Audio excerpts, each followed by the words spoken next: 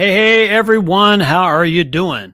First of all, can you hear us here again? That's be 2 weeks in a row that you could. How are you doing, Becky? I'm great. Welcome to Extreme Bronco Live here on Bronco Wild Outdoors. And as you can tell from some of our videos and our posts on social media, we've had a good week. We've had kind of a crazy week, actually.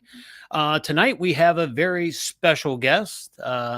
We have Tim with Overlanding for Fun. And I hear this is going to be a good interview. What do you think? It's going to be fun. So we're just going to jump right into it and add Tim to the chat. Hey, Tim, how are you? Hey, good evening. I'm doing great. How about yourselves? I'm doing great. Hey, Blueford, how are you? All Terrain Nation, thanks for tuning in. And that's it. So, first of all, I don't know, where are we right now with subscribers? We're less than 20 away from 2,000. So if you're watching, on the cusp. Yeah, if you're watching tonight, could you do us a huge favor? Of course, we won't hit you to hit the like button. That would be great. But if you haven't subscribed, hit that subscribe button and turn on all the notifications on the little bell icon. And let's see if we can break 2,000 tonight. Wouldn't that be cool? That would be great. All right. And so that's my selfish rant for the night. Everything else is all about finding out what Tim's doing with Overlanding for Fun. So now, Tim, before we get into that, Becky can't stay with us long. So your Eruption Green Badlands Bronco that you've been driving the wheels off this week. What do you think? Tell everyone what you think, because you weren't in early on the Bronco. No. You're kind of, I thought it was cool. but you're kind of With the here reveal. because I begged you to be, right? Asked you to be. Twisted my arm. No, I wouldn't say begged. I mean, it was exciting. It's something different and new. So I was looking forward to you getting the Area 51 that we had ordered and waited for forever. Yeah. It's like a kid waiting for Santa to come. And then all of a sudden, oh, by the way, we have another one that was converted to an order that'll be here soon. So it was kind of a surprise for me. So I said, well, since that's going to be the case, I guess I'll be the one driving it.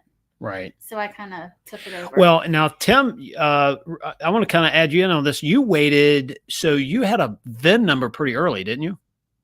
I did. I'd have to go back and look at the emails, but I think it was March or May of 2021. Wow. With a initial build date of like mid-June. And that was the first of, I think, 8 that I received over the course, but and eventually received mine in the last day of November. It showed up at the dealer. So yeah. So well, and okay. So you were there when they backed it off the truck. You have a video on your Instagram account, right? Actually, that was the sales manager from the dealership took that for me. Wow. Yeah, I had talked to him and I said, if you could, let me know when the truck comes in, I'll drive over because I'm not that far. He wasn't able to call me, but he did get a video of it and send it over to me. So, hey, F2F Terrain, how are you? Dirk Blueford, hello everyone. So I was actually, I live in Chesapeake, Virginia, and so Hampton, where our dealership is about what? 30 minutes. 30 minutes away. I happened to be in Hampton. Working, I was turning left, and the main road that comes in to Hampton that the trucks come in from Crewe, Virginia, this car carrier passed me, and there was an Eruption Green Badlands on top. And after a little bit of maneuvering, I got a U-turn there, Pop. And anyway, I went down to the dealership because I knew it was mine, and sure enough, they pulled into the dealership there, and I was able to take pictures of it and get a video of it, which I uploaded the video today, sort of compiled all that together of our Bronco being unloaded. And I thought that was pretty cool. What are the chances, you were right? Just in the right place at the exact right time. Because the dealership doesn't, they know the truck's going to get there within a day, but they don't know the exact, 10 minutes, 15 minutes or the exact hour it's going to be there. So, but Becky's been driving this and real quick, we're going to talk about that so that you can go back to accounting deadlines. waiting till January is just anyway. So what have you noticed? So you're used to driving a Range Rover Sport with all the little bells and whistles. What do you think? How does it compare to the Badlands 4-door?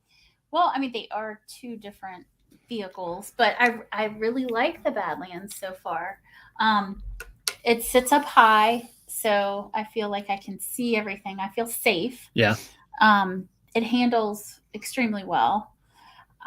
It seems pretty zippy. I haven't really tested that out yet. We're in the breaking in period, so I can't put my foot in it too much. Which I am a believer of, by the way. So I haven't really been able to hot dog it or anything.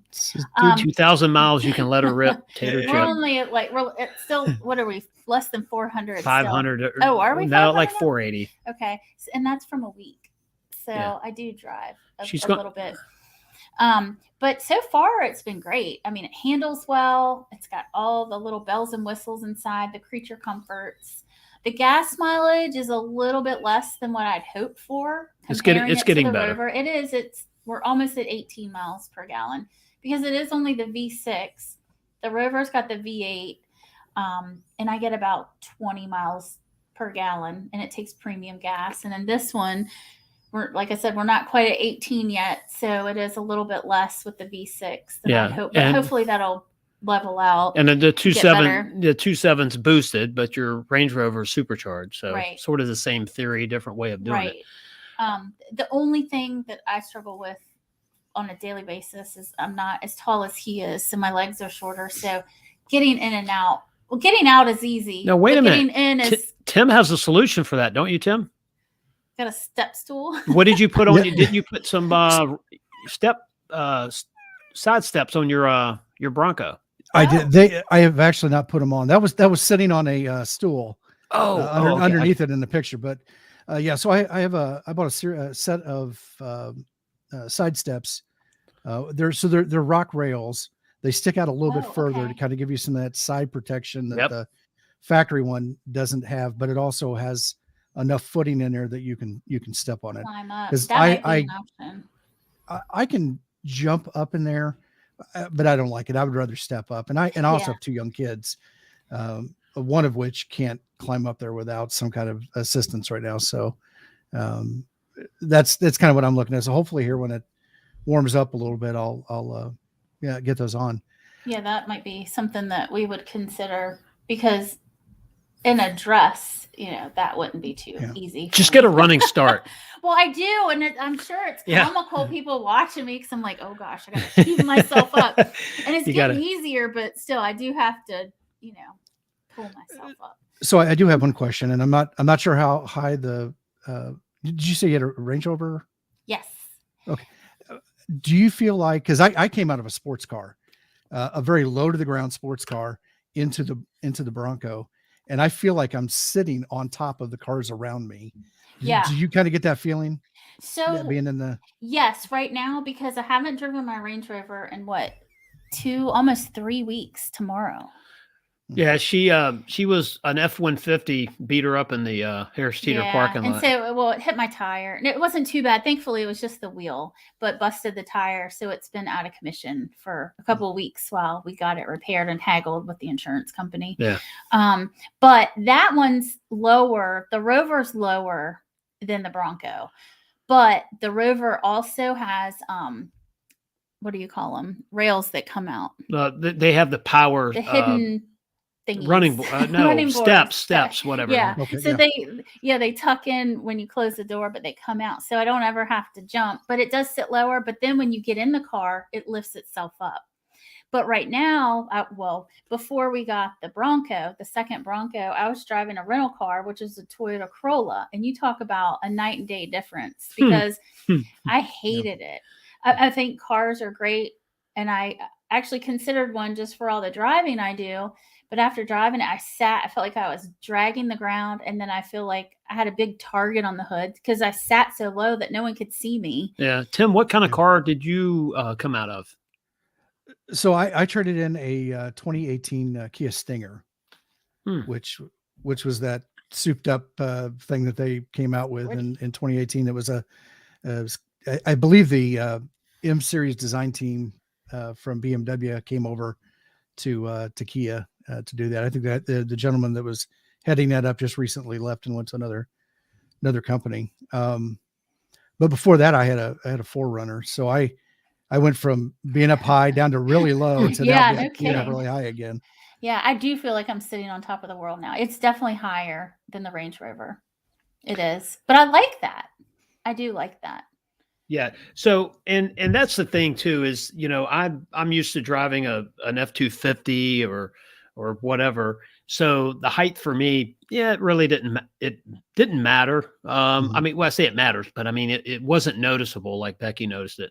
The thing about the Bronco to me is and I remembered saying this remember when the Broncos made all the dealer tours, when they would go around from dealership to dealership, you couldn't drive it, but you could sit in it.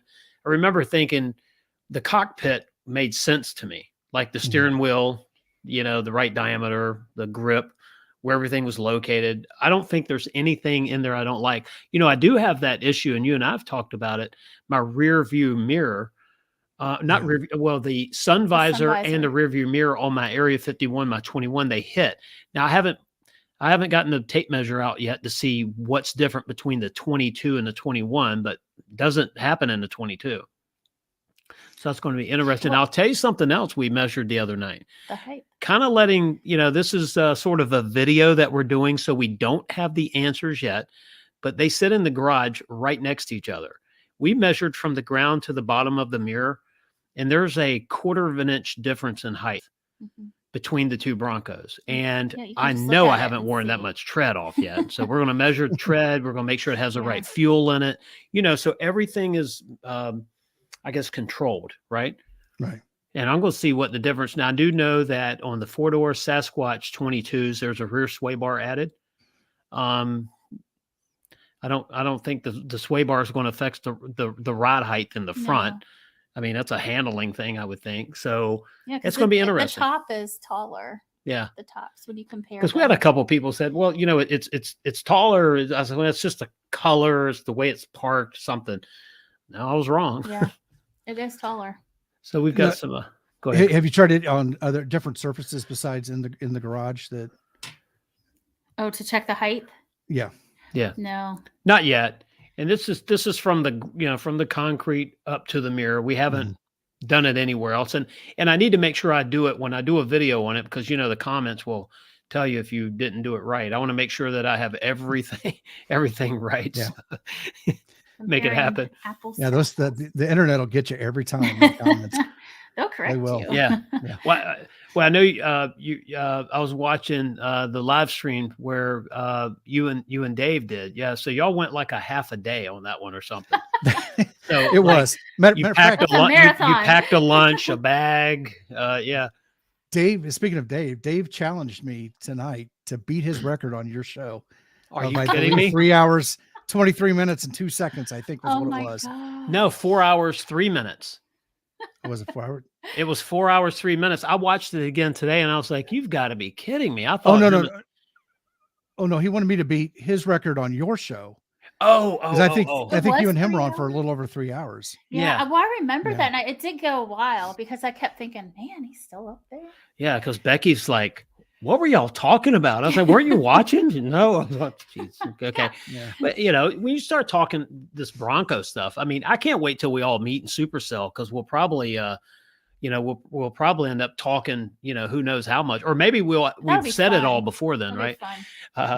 But yeah, Supercell is going to be fun for us all. But yeah, I don't know about 4 hours tonight. I don't know about, we'll see. Oh, yeah. Yeah. After my late night last night, I probably won't be up that late tonight. Yeah. Now, real quick with Supercell, Becky, are you going to Supercell? I'm going to try to go. Awesome. Yeah. My wife's going to be there. Yeah. My wife's going to be there too. And so this will be a first, actually, I think for both of us, it'll be this first type of event that we go to. Now I did register whatever the fee was to go. So it's not just parking. I guess it'll bring your Bronco in to where they can judge it. Although it's not a souped up Bronco or anything. It's just a Badlands edition. Yeah. I was going to say, it might be one of those situations you win an award for having a stock Bronco, because it seems like someone's done, something to just, and I know I'm just kidding, but when is Supercell? Is it April again? April. What's April 20th to the 23rd, I think, right? Okay. So sometime in that time frame of April there. Well, one thing I'll tell you, there's a great group of people there. You know, I met a lot of the folks there with Bronco Nation for the first time. Our driver Kyle, who is from Moab, that area. Uh, it was funny. So you know, Gavin, Gavin's sitting in the back seat, buckled in. You know, and I'm in the front there, and so you couldn't drive the full size, but you could do a ride along, which was cool. And you know, I thought we were going to just putt through the trails. Yeah, I tell you what, I called her when I was like, you know, and I think the words I said was, it's everything that they've sold it to be and more. You know, so it was fun. We had a great driver, and and there was a couple of times we got air. I mean, you know, you hit a bump big enough and, you know, you could feel it. And we were able to do the trail turn assist because they had a trail there that actually made trail turn assists, it was very needed, right? You know, when you see trail turn assist in a desert, it's like, that's cool. But this was a trail that you went up maybe 160 degrees to the left, changed elevations, and you had a ravine to your right. You didn't want to do like a 10-point turn. I believe I saw some videos of that. Not sure if it was from Mitchell Watts or one of the other people that had a YouTube channel that was there. Yeah. In that turn. And that, although I think trail turn assist should be rebranded as advanced donut mode. Especially in the snow. But we have on our channel right here after our live stream, check out the short. So we have a YouTube short, and it shows the left rear coming. It's an Area 51 soft top. It shows the left rear coming off the ground, and it really shows that angle because we were behind it and down the hill. So it was the perfect view. And it was an awesome view. And then we learned that the trail sites on the fenders actually, you know, they're user friendly as well. It was basically our driver said, okay, so if you see a tree on the left hand side, if you see a tree on the right hand side of the guide, you're in trouble. Mm-hmm. If it's on the left hand side, you're okay. So that's what I was telling Becky. If you're in the woods going down a trail, just remember, trees on the outer side of the trail sites, if they're on the inside, we have a problem. Well, and getting back to the Bronco, with me driving it, I have horrible depth and space perception these days. So those little things, what do you call them? The trail sites? Yep. I like those on the hood. They're also tie downs too. You know that? Nope. So they have 150-pound capacity. So like on your Bronco, where roof rails and maybe a canoe or something like that, we could tie down the front of the canoe. Or I could tie something on the hood. Yeah, not me though. Better watch it. So Nurse AJ, how are you doing? Brent, Vicinity Adventure, hello all. Let's see who called my Area 51 a gelding last week. That wasn't nice. It was Nurse AJ. Wasn't that you? So we've actually advanced from a mall crawler to a gelding, right? So if you don't get your Bronco, muddy, so now I have to hit a puddle the next time I drive mine, so it can officially be unbranded. Well, and being a horse person, that just struck me. That was awesome. Yeah. I had to tell all my friends about that comment. Yeah. That was awesome. And if you don't know what it is, hit the old Google machine and you'll start laughing. All right. So anyway, so you like your Bronco. Now, I do. Tim, we're interviewing you tonight. So how do you like your Broncos? Is there anything? And we're going to you kind of changed the rhythm of the show tonight. Normally I kind of talk about how we get in cars. No, that's fine. I'm glad you're here, by the way. Oh, thanks. How do you like your Bronco? What would you change on it? I think the only real criticism, and it's a more of a personal one, I think, is I don't like how the steering wheel sits where your thumbs are at. Mm-hmm. With all the to controls me, so my previous cars, the steering wheel, you would the pieces where the buttons are at, are actually pushed out a little bit further than the wheel itself. We're on the Bronco, and this might just be indicative of Ford. They're kind of angled in, so you have to kind of stretch a little bit further to use some of the thumb buttons. That other than that, I really have no complaints. I think the center stack is well laid out. I like a lot of the newer features that wasn't available when I got my last car, with being able to start the car up and know that it's cold enough outside that it needs to Yes. turn the seat heaters on and the Yes. steering wheel heater and stuff like that. I really enjoy those kind of creature comforts. Me too. And I really like that. Yeah, so we were talking about that, and yes, you can modify that in the app, I think it is. Yeah. So I would rather the vehicle do it for me. So if I forget, it's nice. The steering wheel's warm. Of course, they stay in the garage right now. But when the Rover comes back, which one sits outside? Is the Rover getting demoted? No. Okay. Darn it. But yeah, so it'll be good for in the morning when she, gets in it and everything's nice and warm. It is. That's really nice. Now, let me go back to the beginning where I normally start. Have you always been into cars, or is it something you just sort of over the years gravitated to? I kind of gravitated to it late. Probably, was it 2007? Oh, it was 2008 actually. I bought an FJ Cruiser. It was one of the last few 2007s remaining on the lot. Got a great deal, and I had that thing for 8 years. My oldest son basically grew up in the back end as he was changing clothes between soccer and other sports and scouts and stuff like that. As I was telling you, behind stage or backstage, I was with as a Boy Scout leader for 14, 15 years. Wow. So starting with Nate when he was in first grade. Now he left early, but I stayed. All the kids that we started with in the pack in kindergarten or in Cub Scouts, I stayed. We all stayed the same troop, and I stayed with them as just kind of because I had that time invested.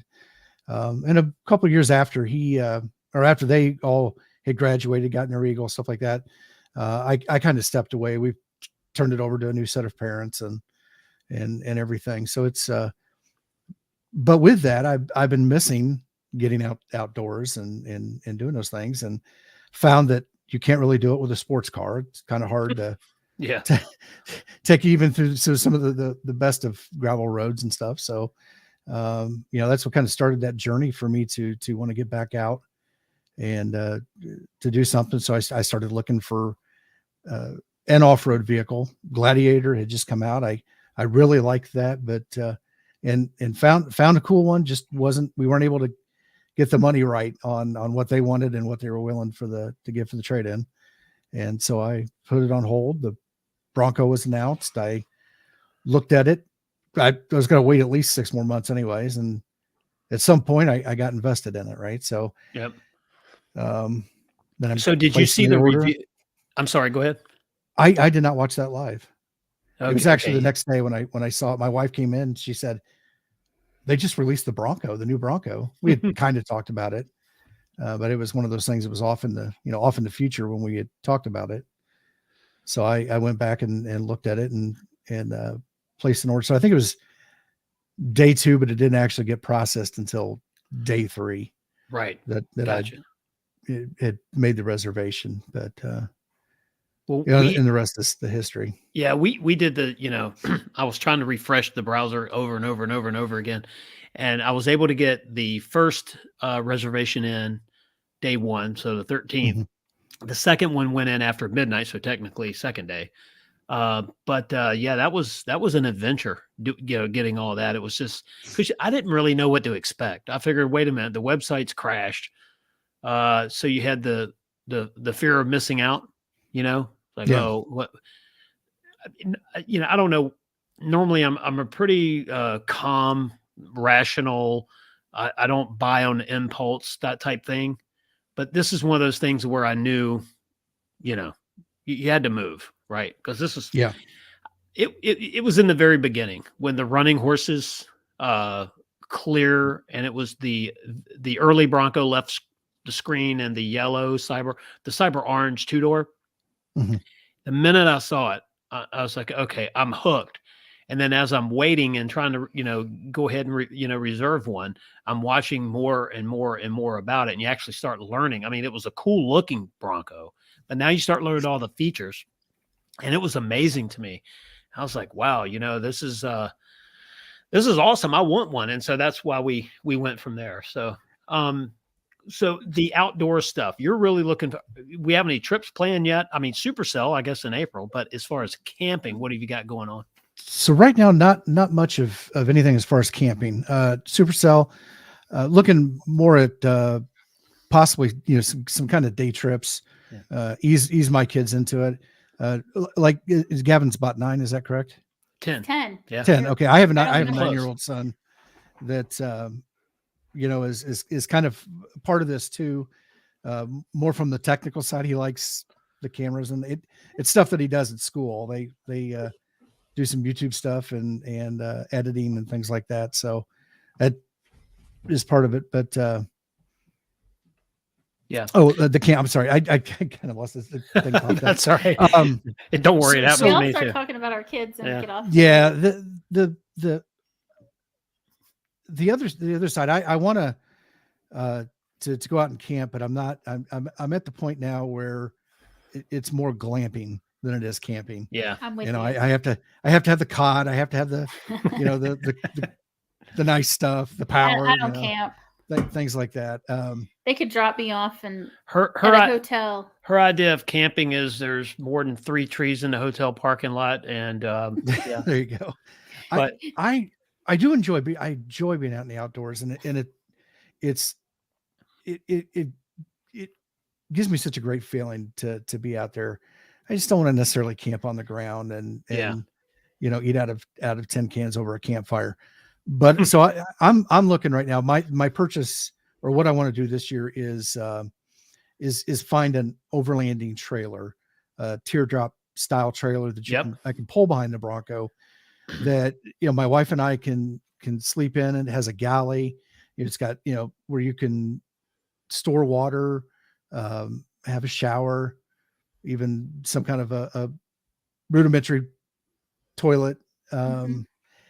And do those things. There's rooftop tents that we could put the kids in. Although I have a 4-year-old too, and I'm a little nervous about him climbing up and down. But maybe we put him in a ground tent for a couple of years, and then start doing those family trips, getting out and traveling around and going to different places. One of the nice things with the upsides, I guess, of the pandemic is I work remote now. My wife works remote, so as long as we have internet access.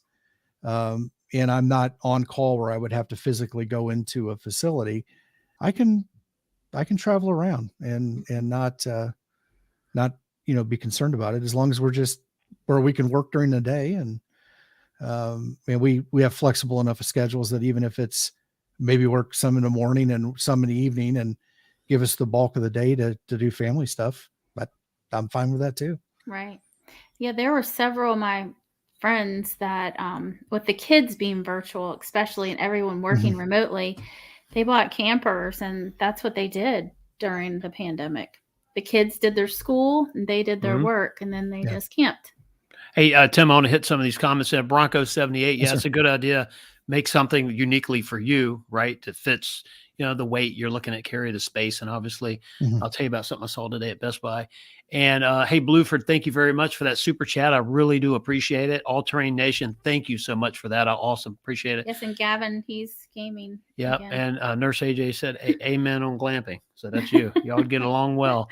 And Blueford, yeah, he is. He's gaming. He took a break, and it's almost his bedtime. So we're being the cool parents right now, but he's got to start going to bed early again. So hopefully he can join me again one of these days. Man, I'm feeling left out. Thanks for joining us, by the way. I'm just the stand-in. Yeah, you're good. I appreciate you being here. But yeah, so I started looking into all the overlanding stuff right after, as I'm waiting for the Bronco. I will tell you, I'm new to this. I've said this a few other times. My history of off-roading was in a F-150. We have a dog over here getting ready to start barking. I think someone has to go out. I think so. There are kids down there for that. Yeah. So, and I ended up pulling this old abandoned Pinto that was over on its roof through the woods.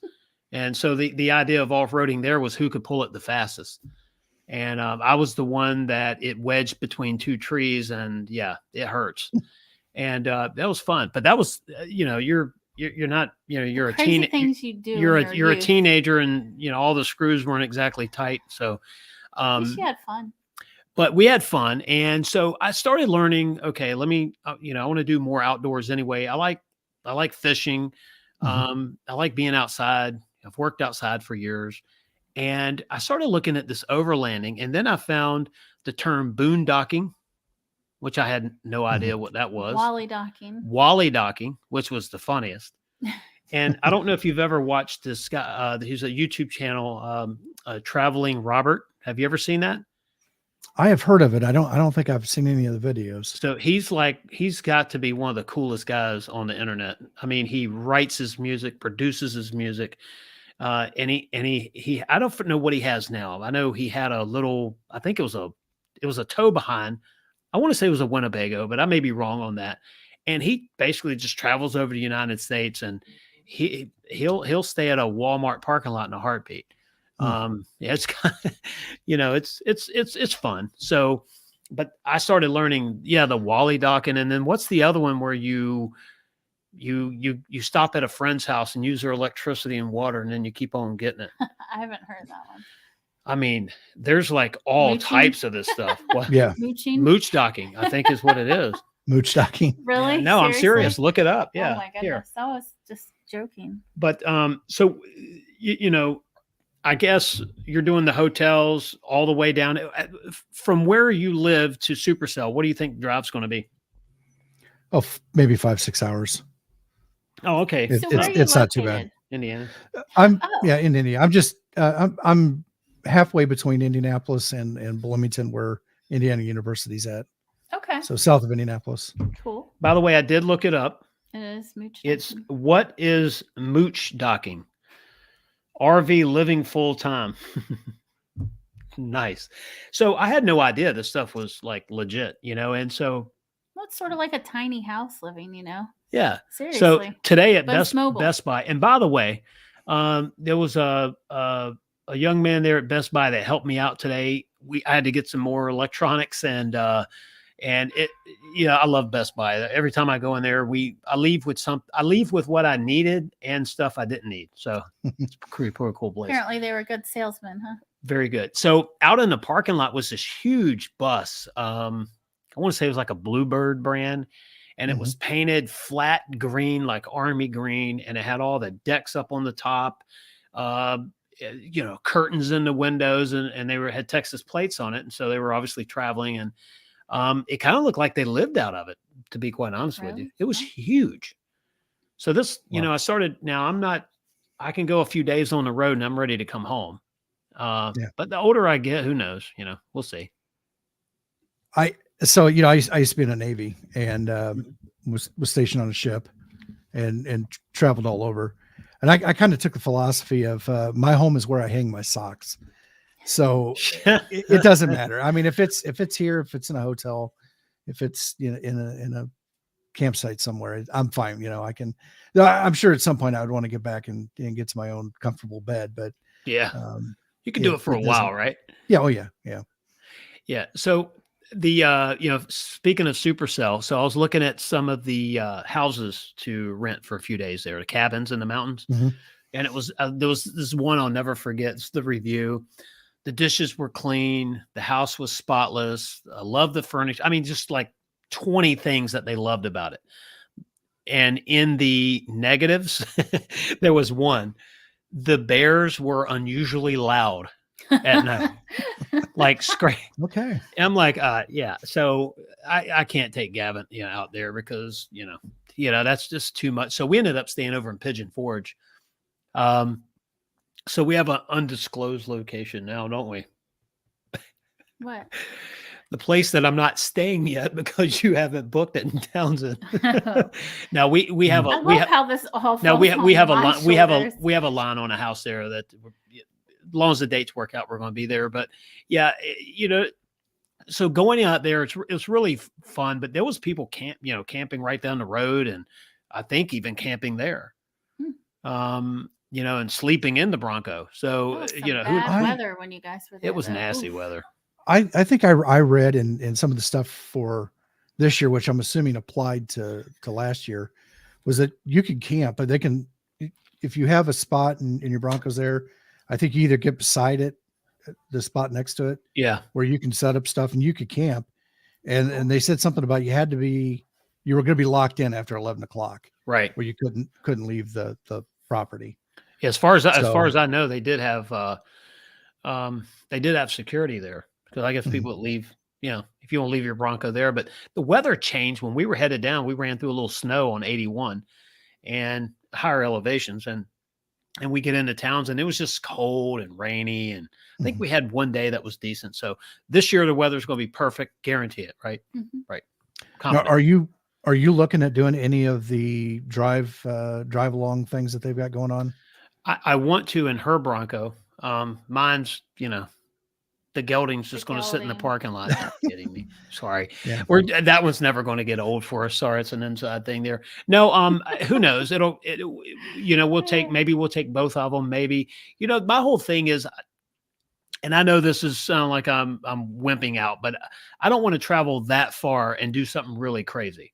So if it's a decent trail, then yeah, I'm all for it. I just don't need to, damage something 10 hours from about 10 hours, right? Like 8 to 10 hours away. I think it's like 10 hours. 10.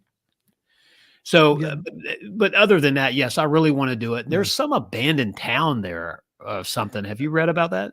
Yeah, that's the one my wife is really interested in, going on. So, I think that's Friday morning. They have that. So I'll definitely do that one, because I've seen those trails, and it's nothing that I don't think that I would mind going through. I'm just not going to do, we were talking earlier about Texas off rodeo and some of the rocks there. I'm not going to do anything like that. But yeah, mud, I'm good with the mud. I'm good with the trails, stuff like that. Yeah. You're not interested in driving the Bronco up a vertical rock face? No, sir. No, sir, I am not. Yeah. No. I waited way too long for this now. I could build something and do that in. It was nice, Bronco off rodeo, because I bought the insurance policy. So I knew, what we were going to be capped at. And, but no, and there it was, very controlled, kind of a controlled, course type thing. I mean, it wasn't anything great. When you get out somewhere like that in the real world, so to speak, I mean, anything can happen even on a closed course, but it's just so much more unpredictability there. Getting it muddy, sandy, in the snow and all that good stuff, I don't mind about. I'm just not going to do anything crazy. But I did see a video of some people going through that abandoned town, and that is definitely something that I want to do. That'd be cool. Seems cool. So how do you like filming stuff for YouTube? Is that fun, or is it more, are you getting into it, or is it just natural, or? It's kind of interesting. I don't do very well on camera. A lot of times I have a hard time of trying to put my words together, and I'm trying to do it on the fly. and so there's several retakes. I'm actually debating whether or not I should put in some bloopers on the end, just for the heck of it. You should. That'd be fun. Oh yeah. Cause we all have learning the editing. I started mixed it up this last time with multi-camera angles, and shifting between those and learning how to do that in the editing software. So that's been fun. Yeah. But I think the big thing, and I think for channels like ours, and just bolting parts on the vehicle and things like that, I think gets boring. There's a lot of people that do it, and it's really just getting out and doing the outdoor. If I had to, analyze a bunch of videos, I think the ones that do really good are the ones where they just go out and do something. Yep. And it doesn't even really have to be a whole lot. Just going out and taking I plan on taking the camera and walking around Supercell and putting together some kind of a video just out. And those seem to. Yeah, I was going to say there's plenty of content there, and this was my experience. I've only been once, so I'm by any means the expert. But last year we had a tremendous time, met a lot of really good folks. I mean, we just had a blast. It was so cool. Everybody was so nice to Gavin too. He loved it, because when he came back, he just loved it. He just fit right in. So it was fun. Everyone that ever met he it. He did a fair amount of filming. Oh, he did a lot of filming. He snagged the camera and did his filming. I let him have the GoPro, and he just started filming stuff. And it was interesting. the creative angle of a 10-year-old, or at the Mhm. time 9, Mhm. right? But at the creative angle of a 9-year-old. You know, Mhm. like, I don't know if I would have filmed that, but it's really cool. Yeah. I don't know if I'd have gotten that angle, but it's really cool. And you might have gotten a little seasick because the camera's doing a lot of this. So I'm gonna but it was good. he's gonna have free reign with his GoPro, or one of our GoPros. And I don't know if you saw our live stream last week. We talked to Steph with North Shore Bronco. Yes, And it's fine. yeah, It's fine. It's fine. yeah. I love that because he released that, I guess, the next day. Yeah. And everything, it was fun. It was classic. I was So- going to comment on there. It's fun. You know, was a I've great got an video. idea. I'm not going to say it. I'm going to message him tonight. I have a great idea for him. Yeah, and I So, was really looking forward to that video for the family because I really like the 2-door Bronco. And I was curious. Yeah, funny story. I actually commented on that video. It's fine. You want to know what his reply back to me was? What? It's fine. Oh yeah. Yeah, Yeah. it's fine. Yeah. He's awesome. he's a real nice. No, I just came up with the perfect. He's probably already thought about it, but I'm gonna message him later. But no, what I was going to say about his channel, he has, you know, the unique content, different angles there. Mhm. And then someone they're Jeep folks, but is it Cottywomple? Have you ever watched their content? I'm not familiar with the channel. I'm going to look it neither. up. So I don't want to butcher the name here. Let's see. So it's somebody's going to correct me in the comments before I get it. Let's see here. Help me out here. Help me out. I think I've asked this before, and for those of you, yes, I'm getting that memory thing going on. So Becky, what? It's Cottywomple Overland. I'll check it So out. they have you know, their Jeeps, and I think maybe a Dodge truck or something like that. And they have some really good content. They go some pretty interesting places too. They did the sort of the Appalachian. It's not the Appalachian Trail, but it's a pretty big multi-state series of hard surface roads and trails. It was a pretty fun video. Check them out. You'll like it. Cool. I will do that. Yeah, there's a lot of we were talking about earlier about people doing that. Have you seen? I think it's the Epic Family Adventure channel. So it's a family out of Canada, and I think they've raised their. I'm going to say for at least 5-6 years, they've basically raised their family on the road. 2 Jeeps, Wow. and they go all over the Canada and the United States, and I'm sure down in the Mexico too. Wow. And they homeschooled Jeeps, huh? their kids. Yeah, they That's pretty homeschooled cool. their kids on the road and did that, and both had, you know, I guess opportunities with work to be able to work remotely.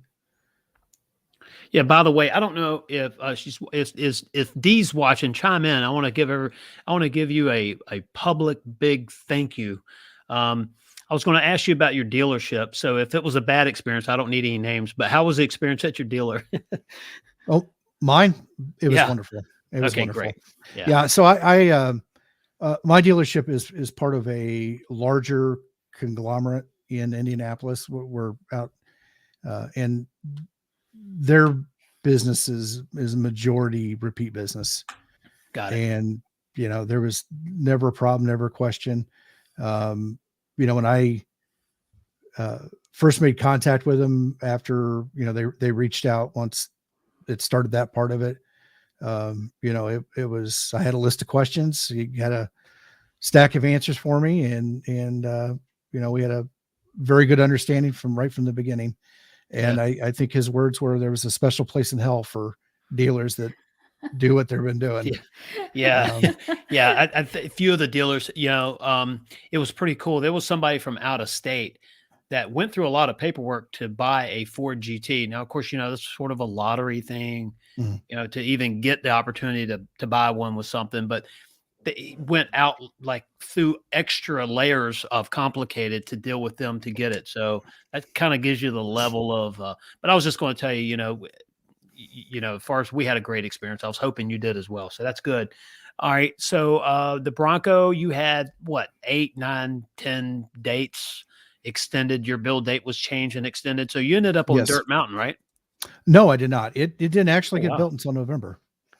Okay. Okay. So you Yeah. were built after. Okay. Got it. All right. I Yeah, was so- thinking that the reason why your dates were changing somehow is it was, I don't know if it had something to do with Dirt Mountain. Well, it did. I With had the a hard top. top.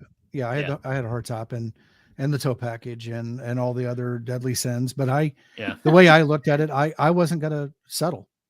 Yeah. I I hear wasn't. you. This is what I wanted, and I stuck with it. And like I said, I had some delays, but it wasn't a big deal. I had a fully functioning car, so I wasn't under some kind of pressure to get rid of it. Although I was a little concerned, because the values were going up, and I was afraid that if I got into an accident, what that would do for resale trade-in value of my previous car. But other than that, it wasn't bad. Although I do have a question for you. Yes. So when you put in your initial order Mhm. or your reservation, what did you reserve a Badlands? Oh yeah. So we did too. We did, Yeah. the first one was a Badlands.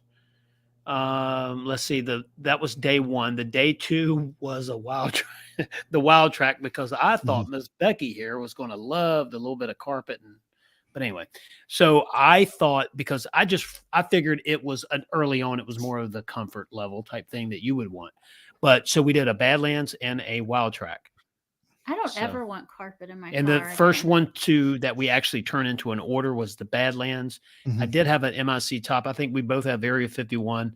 I see the Bronco behind you there, but Yeah. I went to a soft top to get it. Honestly, and that's just why I switched. And I got everything else: toe pack, Lux. So yeah. So let me ask you a touchy question about your Yeah. hard top. Do you have any squeaks? or Yep. rattles. Rattles? Rattles. You do? Yeah. Okay, Yeah. I was I'm actually, curious. the other day when you were doing the live stream on Instagram, Oh, so you I saw said, it. Okay. I said, reach back and loosen that. Oh, Oh, yeah, that yeah, was yeah, you. yeah, Oh, okay, yeah. gotcha. Yes. So Okay. what I've found, the two rear latches that connect to the roll bar for the front ones, it's either or, sometimes both will pop. And I think it's more like you were saying, when it gets colder, I've noticed it more now that it's colder. Yeah, 'cause And it I just didn't reach do up it and at first. if it's annoying me, I just pop that latch. Okay. You still have Gotcha. 3 latches holding the top down. It's not going anywhere. But you just take the pressure off that joint there, or the fitting, and it goes away. Yeah. There's a little bit of whistling, there's a little bit of road noise, but like I've said more than one time, it's an off-road vehicle with Right. a removable top and doors. Right. And It's not going to be the Rover Quiet. And see, the whistle and the road noise don't affect me at all. It's just that creaking, popping that drives me bananas. Hey, and by the way, on some of the comments, if you could hit the like button, please. If you're here, hit that like button. And if you're watching and you're not currently subscribed, if you would hit the subscribe button and the bell icon and just hit all the notifications, that would be good. What's that? We lost it. Oh no, I'm still there here. we go. Oh, yeah. I've had some problems. I Yeah. I had to switch cameras last night.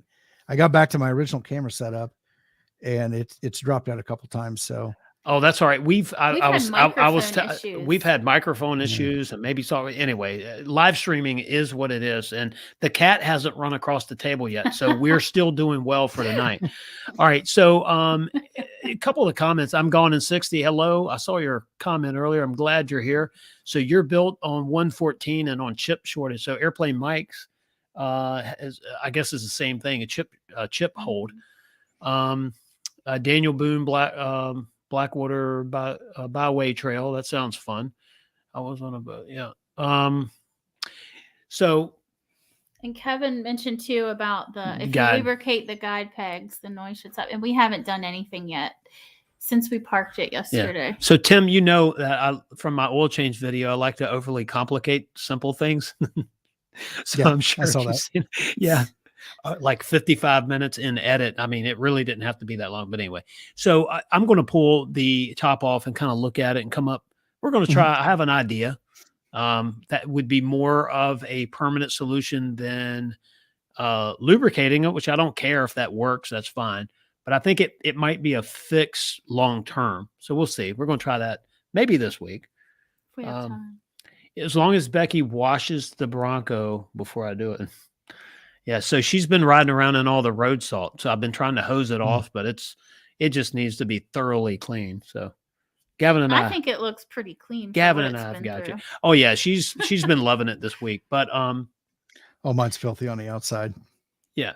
Well, so and I'm trying to see, let's keep the eating and drinking it to a minimum. But hey, the inside of that looks good. Yeah. Okay. But you know what? I don't know what your belief about functionality. Yeah. You've got to. I drive a car. I'm gonna live in it. That's right. I'm not gonna abuse it. Yeah. But I'm not gonna. All right, Tim, help me out. What's your belief on this? It's I make my wife and kids use sippy cups in the car. Yeah, and it's only water. So I love it. I love it. I actually I don't feel. I know a lot of people complain about Yeah. not having drink holders in the back, and I personally like it because then my kids can't have drinks, and I'll let them have bottles of water, and you can get Yeah. some cool pouches that you can clip to the Molles on the back of the front seat so they can put their water bottles in. I've kind of been hesitant about eating in the car and stuff like that, because finding French fries and stuff, goldfish packed in between the seats is. I can agree with that, because I can confess, Gavin, in my Rover, the crumbs. Yeah, but but they are, look, they're for having fun, and I think if you go out and sink it in the mud a couple of times, the French fries will be okay. But it's sort of the whatever. But we're trying to just try to keep it as clean as possible for as long as possible inside. The nice thing about this being with the marine grade vinyl, rubber floors, if you've got those, is that you can wipe it out, you can hose it out. It's not a big deal as much, and that's what so with the FJ that I had a rubberized flooring in there, waterproof seats, same kind of thing. Kids would drag muddy boots in coming back from a camp out and stuff. Just hose it out. Yeah. Just let it dry, hit it with a brush, and then sweep it out and rinse it out, and it wasn't a big deal. And I like the fact that the Bronco's got the drain plugs in it that you can hop out. That's cool. I don't ever really want to have to use them, but they are optional. Well, you were in this area, so we get the flooding around here. We have nor'easters or hurricanes skim the coast. Becky's been through a couple floods in the past. In the river. And the cool thing is it has the suspension, the air suspension, where it lifts the car up. I hit the button and the car lifted and I drove through. Yeah. So that was pretty neat. Did you have any concerns about the marine grade, what it was going to feel like when you ordered it? Or were you pretty confident because the FJ, you kind of knew what it was going to be? Well, the FJ used a different kind of, it was a plastic type kind of honeycomb material. Yeah. Gotcha. But I didn't. And I'll tell you, I was a little nervous driving up to the dealer, because at that point I had never driven a Bronco. I had sat in a mannequin that they had, but never drove it. And I kept reassuring myself, if I don't like it, somebody will buy it.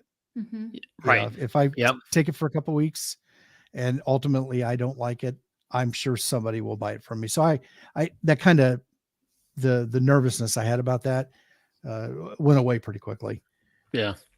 Yeah. Well, and that's the thing about it. I mean, obviously, if you've looked anywhere online, that people would pick it up in a minute. I mean, you could probably have sold it in a day. But yeah, and that's interesting. Well, see, let's see, did I drive one? No. The only thing I drove in Townsend was sports. So we got to drive some sports on the road and off road. But weren't you able to at least ride in the full size? Yeah, so that's where Kyle drove us. Yeah. And if Kyle, if you're watching tonight, feel free to chime in. But he got to take us for a ride that was very spirited. And so it was like, yeah, man, this is me. I love this. So I can't wait. I do know what the Bronco, between that and going to Texas off rodeo, I really know what the Bronco's capable of. I think, unfortunately, some of them will never make it off the road. We're joking on mine, but mine will be, especially now with the two of them. We're going to really have some fun on the Outer Banks. What you got? No, Bronco 78 has asked, are they still putting carpet on the back of the back seats in the 2022? Yeah. So it is. It's back there. Yeah, and that's one of those. I'm not sure now that you ask. It's why. there. I have noticed it. Have no idea why. It's interesting. It's very interesting, but who cares? I mean, it's that one small area. Yeah. Now I can tell you and we're going to do a video comparing every square inch of the 21 and 22. Road noise with the hard top. And there again, we talked about it's an off-road vehicle. Expect some noise. But I was ready for, to go deaf driving my soft top when I was watching reading some of the stuff online. People were saying how loud they were. When I got it's not loud to me, and it's relative. What's loud to someone, but it's like driving a convertible. Yeah, but it wasn't loud to me. But between the soft top and the MIC is a little quieter. But neither one of them are loud to me. But we were talking earlier, this is an off-road vehicle, especially if you get Sasquatch, you're going to hear some of that tire. Those territories do make some road noise, but it's not there again. It's not the loudest tire I've ever heard. But the Broncos really, I think the comfort of and the ease of driving it, they're fun. You forget anything else, but it's an off-road vehicle. It comes with the things that make it an off-road vehicle, right? So that was one of the interesting things, and I'm glad you said that early on. That expect it, yeah. But but it's quieter. A friend of mine has a Jeep and said that he rode in one and he was pleasantly surprised. Yeah, and I do. I spent some time in the Jeep. Now spent some time in the Bronco. I like the Bronco better from just being comfortable sitting in it. I felt like I was really closed in the Jeep. Nothing against them. And initially I was going to buy one before, we were having the getting the numbers right and put off on it, and then got the Bronco. But I think, as I had mentioned to you before, I think a lot of people got the Bronco because it was the coolest, newest, trendiest thing, and kind of expecting to get in there and it, have the sound deadening. You can't put the sound deadening in the doors that you take off. They'll become too heavy. Yeah, you have the removable roof, right? So you can't pack that with sound deadening. There's probably some areas.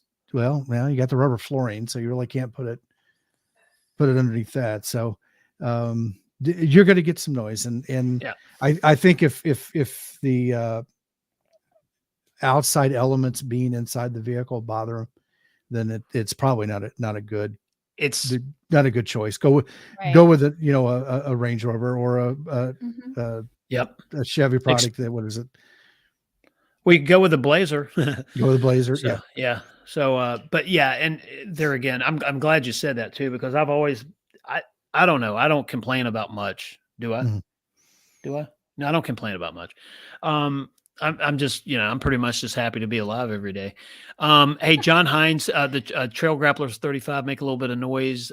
Kevin, I have the B&O. We have the B&O in both of them. And I mean, you like your stereo? I think it's loud. Your audio system? It's fine with me. Yeah. And John Hines said he loves the soft top.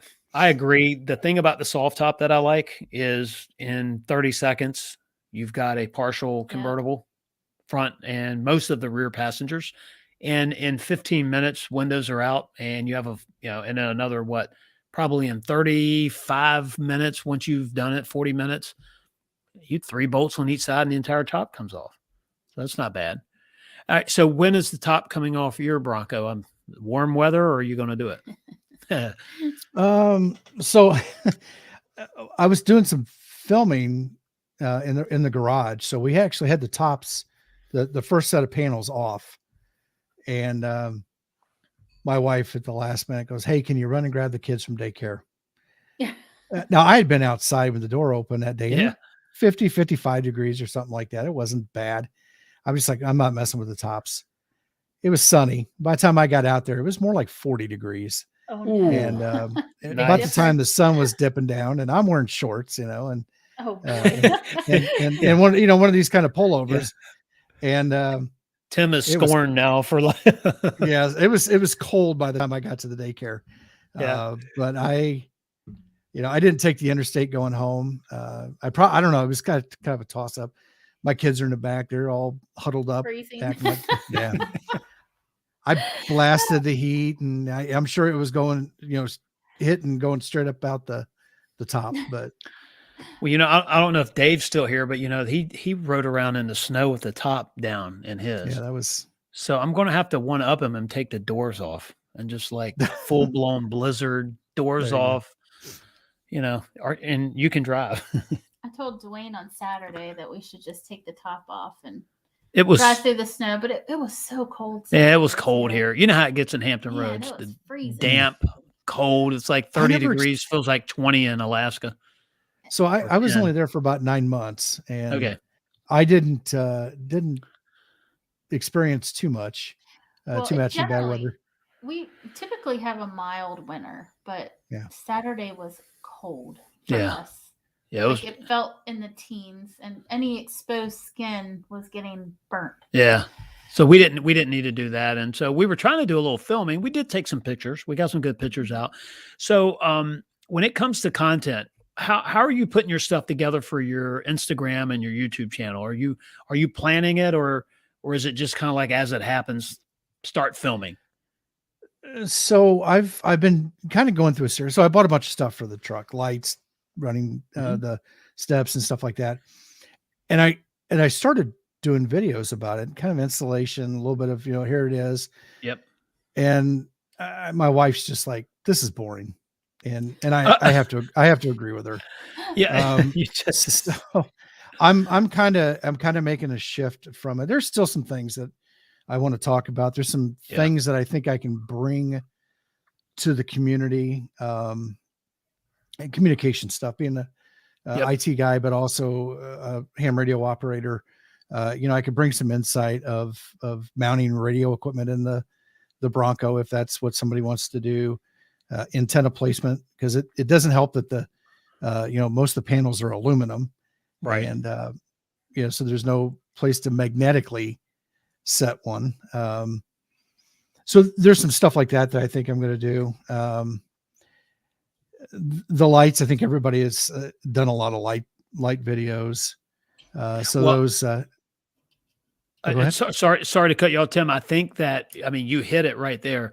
There really is a lack of that sort of tech as far as communication. Mm-hmm. What kind of trail maps? I was watching one of your videos about that. So trail maps, communication, that is an area that's really not saturated right now. That could, in my humble opinion, and I would love to contribute to it, but that's not my deal. Mm-hmm. I think that would be great for you to fill that void. There's some stuff there, but it's not like, oil change videos, and I'm guilty of doing one. And, some of the other, like light bar installation, that type thing. They're all interesting. I like watching them, and I'll watch the same content from different people over again, Mm-hmm. Sort of the same idea, because you learn. And that's the great thing about this. You can learn from each other, a better way, faster way, something like that. But I think, because I have questions for you. I'll ask you offline. I will tell you at Supercell, I had an issue uploading content, and we have Verizon. You had to walk around, hold your arm up, one leg up, dance around to get the signal to go out. With the tinfoil. With tinfoil. Yeah. Just next thing I'll make a hat. And so I'd love to talk to you about that. And like, what are some of the things that we can do? And there's nothing more frustrating as adding content to YouTube and going to a car show where they play music or going to a place that you don't have communication. So now you're putting stuff in the can and editing it when you get back to the hotel or wherever. But by then you're so exhausted, or, if you sip a few, you don't want to edit like that. So, you gotta wait.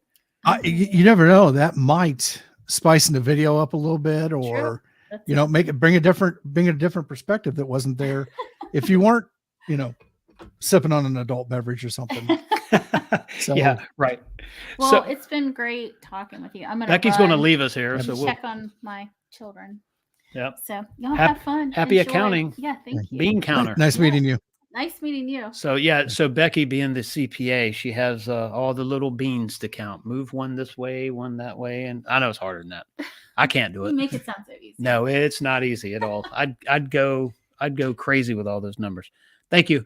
So Tim, what's the I think we talked a little bit about this earlier, but then I went off on another path. What's the plan? So we have Supercell coming up. That's in April. Is there anything before that or after that? Have you planned, or are you just kind of just waking up and letting it happen?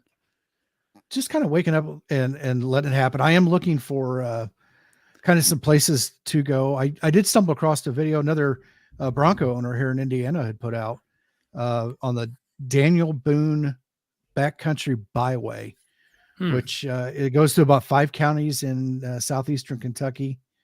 There's some camping. It's intermixed in the Daniel Boone National Forest. Wow. And so there's some camping and stuff. So it might be something to get away for the weekend. Not sure if the kids will go or not, but try something like that and spend a couple days out there.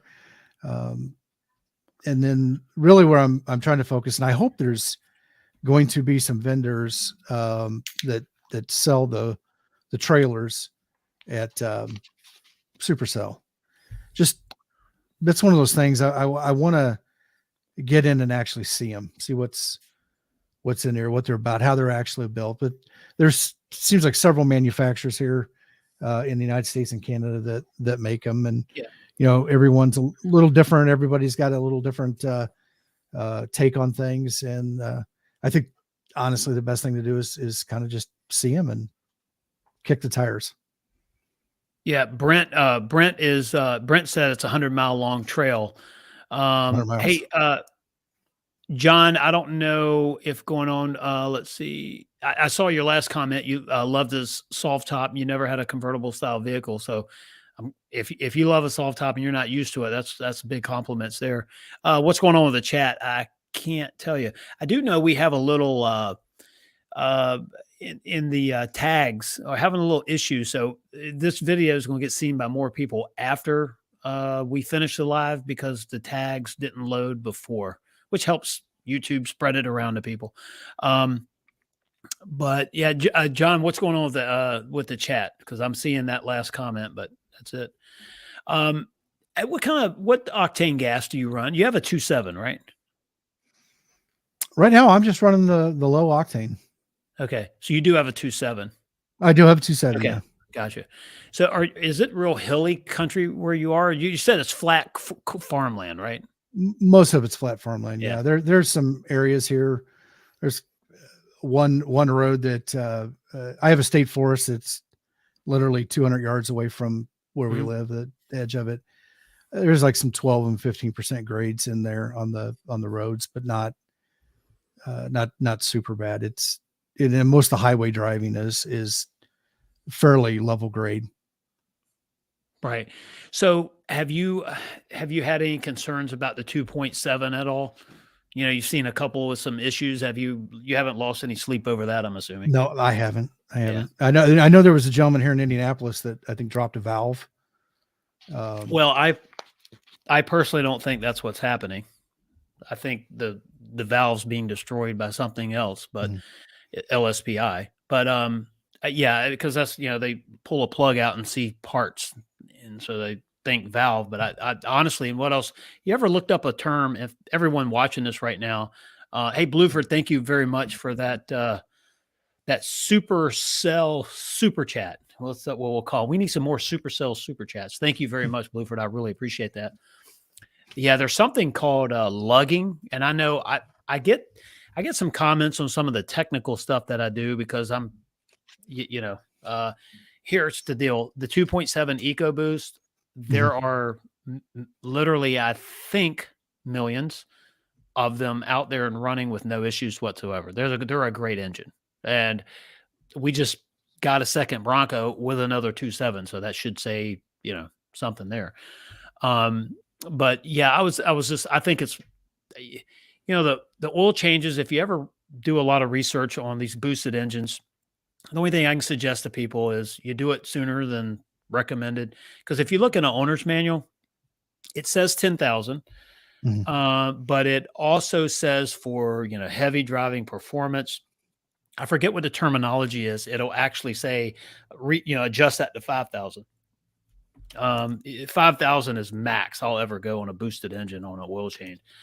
But that's just, me. But yeah, I didn't know if you'd had any concerns or issues. I know our engine runs great. I use 93 octane. And I'm doing a video on our oil analysis, which is like overthinking eating a ham sandwich. Yeah. I get it, but we're doing it for more informational, because here's the thing. I answer sometimes a lot of questions I see on the forums. So maybe it's, it's not one question, but if you see, 3 weeks worth of, I don't know where the 7th quart of oil is, then I want to try to answer that. Or if there's these other questions out there, that's sort of my goal with that. Because that's sort of in my wheelhouse, I guess. Anyway, but yeah, that's it. We haven't heard a lot anymore about it. I will tell you this: I can't wait to do a comparison between the two Broncos. The 22 shifts differently than the 21, and I don't really know. I've got to try to figure out how to video it. It's hard to video something like that. I guess it's speed and RPMs, and best I can do. I guess some of it probably has to do with whose foot's on the pedal, and how aggressive you're driving it. Well, I get out of one and get into the next one, and there's a difference between the two. Now, one has 2,000 miles, one has 400. I don't think that's going to matter. 2,000 is nothing on a vehicle. But anyway, it's just interesting, and I just think the really cool thing is the running changes that happens, like the temperature. Yeah. Have you've seen that, right, where the temperature is no longer displayed in the climate knob? Yeah, I've heard about that. Mine has it in there, but so does my 21, but the 22 does not. There again, not a big deal. Yeah. It's those little, when you start looking, right? Overall, it's the same Bronco until you get in. Now the sway bar that they added on the 22 4-door Sasquatch, that's interesting. I'd like to know why. But obviously for handling, but. And is it something that you can add into your 21? Or did they have to add extra brackets? Or yeah, I don't really know. Like I said, that's something that we're going to get into. We've had the Bronco 7, 8, like 9 days. I think 9 days, and it's been cold and the weather's been messed up. So I really haven't had a chance to do a lot with it. See, I would have thought you would have had the engine out and overhauled by now. Yeah, and back in.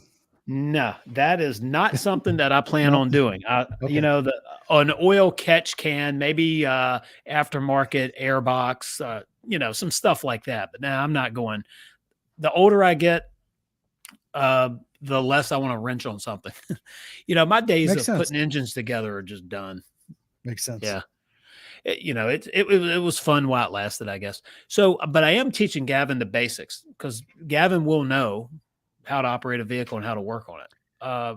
Not that I want him to have to do it, but what if type thing. Yeah. He's going to be the person that can pull over and help somebody change a tire or, do the basics. Right. Absolutely nothing wrong with that. I tell you what, I had a friend of mine. So growing up, I never really was much mechanical. I didn't have a dad and my dad worked, as an administrator in an office. So when I'm out on my own, I'm out of the military. I don't have a lot of money in my pocket. You learn how to do a lot of things out of necessity. Yeah. Repairing your vehicles, as opposed to taking them somewhere. And my friend taught me a lot, and a lot of it was, all right, this is what you're going to do. And he'd, sit back and watch and make sure I did it right and give me some pointers, but he never did it for me. He could have just as easily, jumped in and changed my brakes. He made me learn how to do all that stuff. Yeah. And by no means am I a mechanic or even, I'd be kind of afraid to drive anything that I might've worked on the brakes with, but at least, that's the fun of it, Tim. I know how to do it now. Right. Yeah. And so it's kind of that knowledge is power thing. And the more people understand that, the more that they know how to do things themselves, the more empowered they are, And Gotcha. I think it's good for both young men and women who are getting their license to learn how to do those simple things like changing the tire and the oil and stuff like that. And Well, it's like when they taken shop class, out of schools. I can tell you right yeah, now, and yeah. that'll get me on a rant. I don't know if I need to be on, but I'll Mhm. mention it. Bronco 78. Yeah, said his 17-year-old daughter helps him on his 78 Bronco in 2000 Mhm. excursion. Not anything major, but and that's great. I mean, absolutely wonderful there. Kevin did mention you have to let the transmission learn, and over time it'll start shifting better. Yeah, and I don't think one's good and one's bad, just different. But that makes a lot of sense, and I get that. So that's a great point, Kevin. Thanks for that. We had another comment. How long is the Bronco going to be made for? That's going to depend on the numbers. Like, I think Ford invested so much in the Bronco that's going to be an ongoing model. I think Ford is filling. If you look at Jeep sales, there was nothing else marketing wise that you needed to know that there was a market for it. I'm just shocked it took this long for it to happen. However, if you look at the Bronco we have now, it's probably not the one you would have gotten 10 years ago. Right. So I'm glad, I guess now they waited. Because there's Well, some, I don't know what your feelings is on that, but and I would say I think the Broncos that we're getting today, we're not going to see the same kind of Bronco 10 years from now. They brought the iconic look back, the feel of yeah, the Gen 1 Broncos, but there's a lot of changes that's going on in the auto industry. A lot yeah, of auto manufacturers are moving away from cars. right. I'm breaching into All Train Nations territory here, so hang on. Oh yeah, yeah, yeah. So, but I also think hybrids Yeah, are the wave of the future. It's there'll always be some kind of a gas engine out there for some, but I think it's going to be in the classic cars. All the new stuff that's coming out is going to be electric. Heck, I'd be fine with what was the Mr. Fusion? The thing was on the back of the DeLorean and Back to the Future. The shove some bananas in there. flux capacitor. Yeah, Yeah, and it's all good, and I think it's got to be there, and maybe the body looks the same style of the Bronco, but I don't think the power plant will be gas. And maybe it will. Maybe it will. Maybe the demand will be there. got it. I'm Gone in 60 said the TCM, the transmission control module, changes and adjusts shift points, going back to the shifting on that. Yeah. Yeah. So that's, I think, there again, thanks for mentioning that. Yeah. These vehicles are getting smarter and smarter. Mhm. What you're feeling, and of course, I'm like, I can't stand politics, so I definitely don't talk about it, but what you're feeling about, what are they going to do about the resources needed for batteries? I mean, doesn't it require a lot of energy to get it? I mean, is the Well, batteries changing over the years? Is there something there? so my understanding, and I might be wrong, and it might have been something I saw on the internet, but I don't think they're making new batteries anymore. I think what they're doing is just reconditioning, the cores, taking that material, reconditioning, putting it in a new case. Because my understanding is they don't last. They're not as good as they used to be 20 years ago. Right. Now there's some different technologies that they're coming up with, but Right. there's I think lithium is a big component in that, and there's it's a mineral. It's something Yeah. they pull out of the ground, like a lot of other things, and Like coal.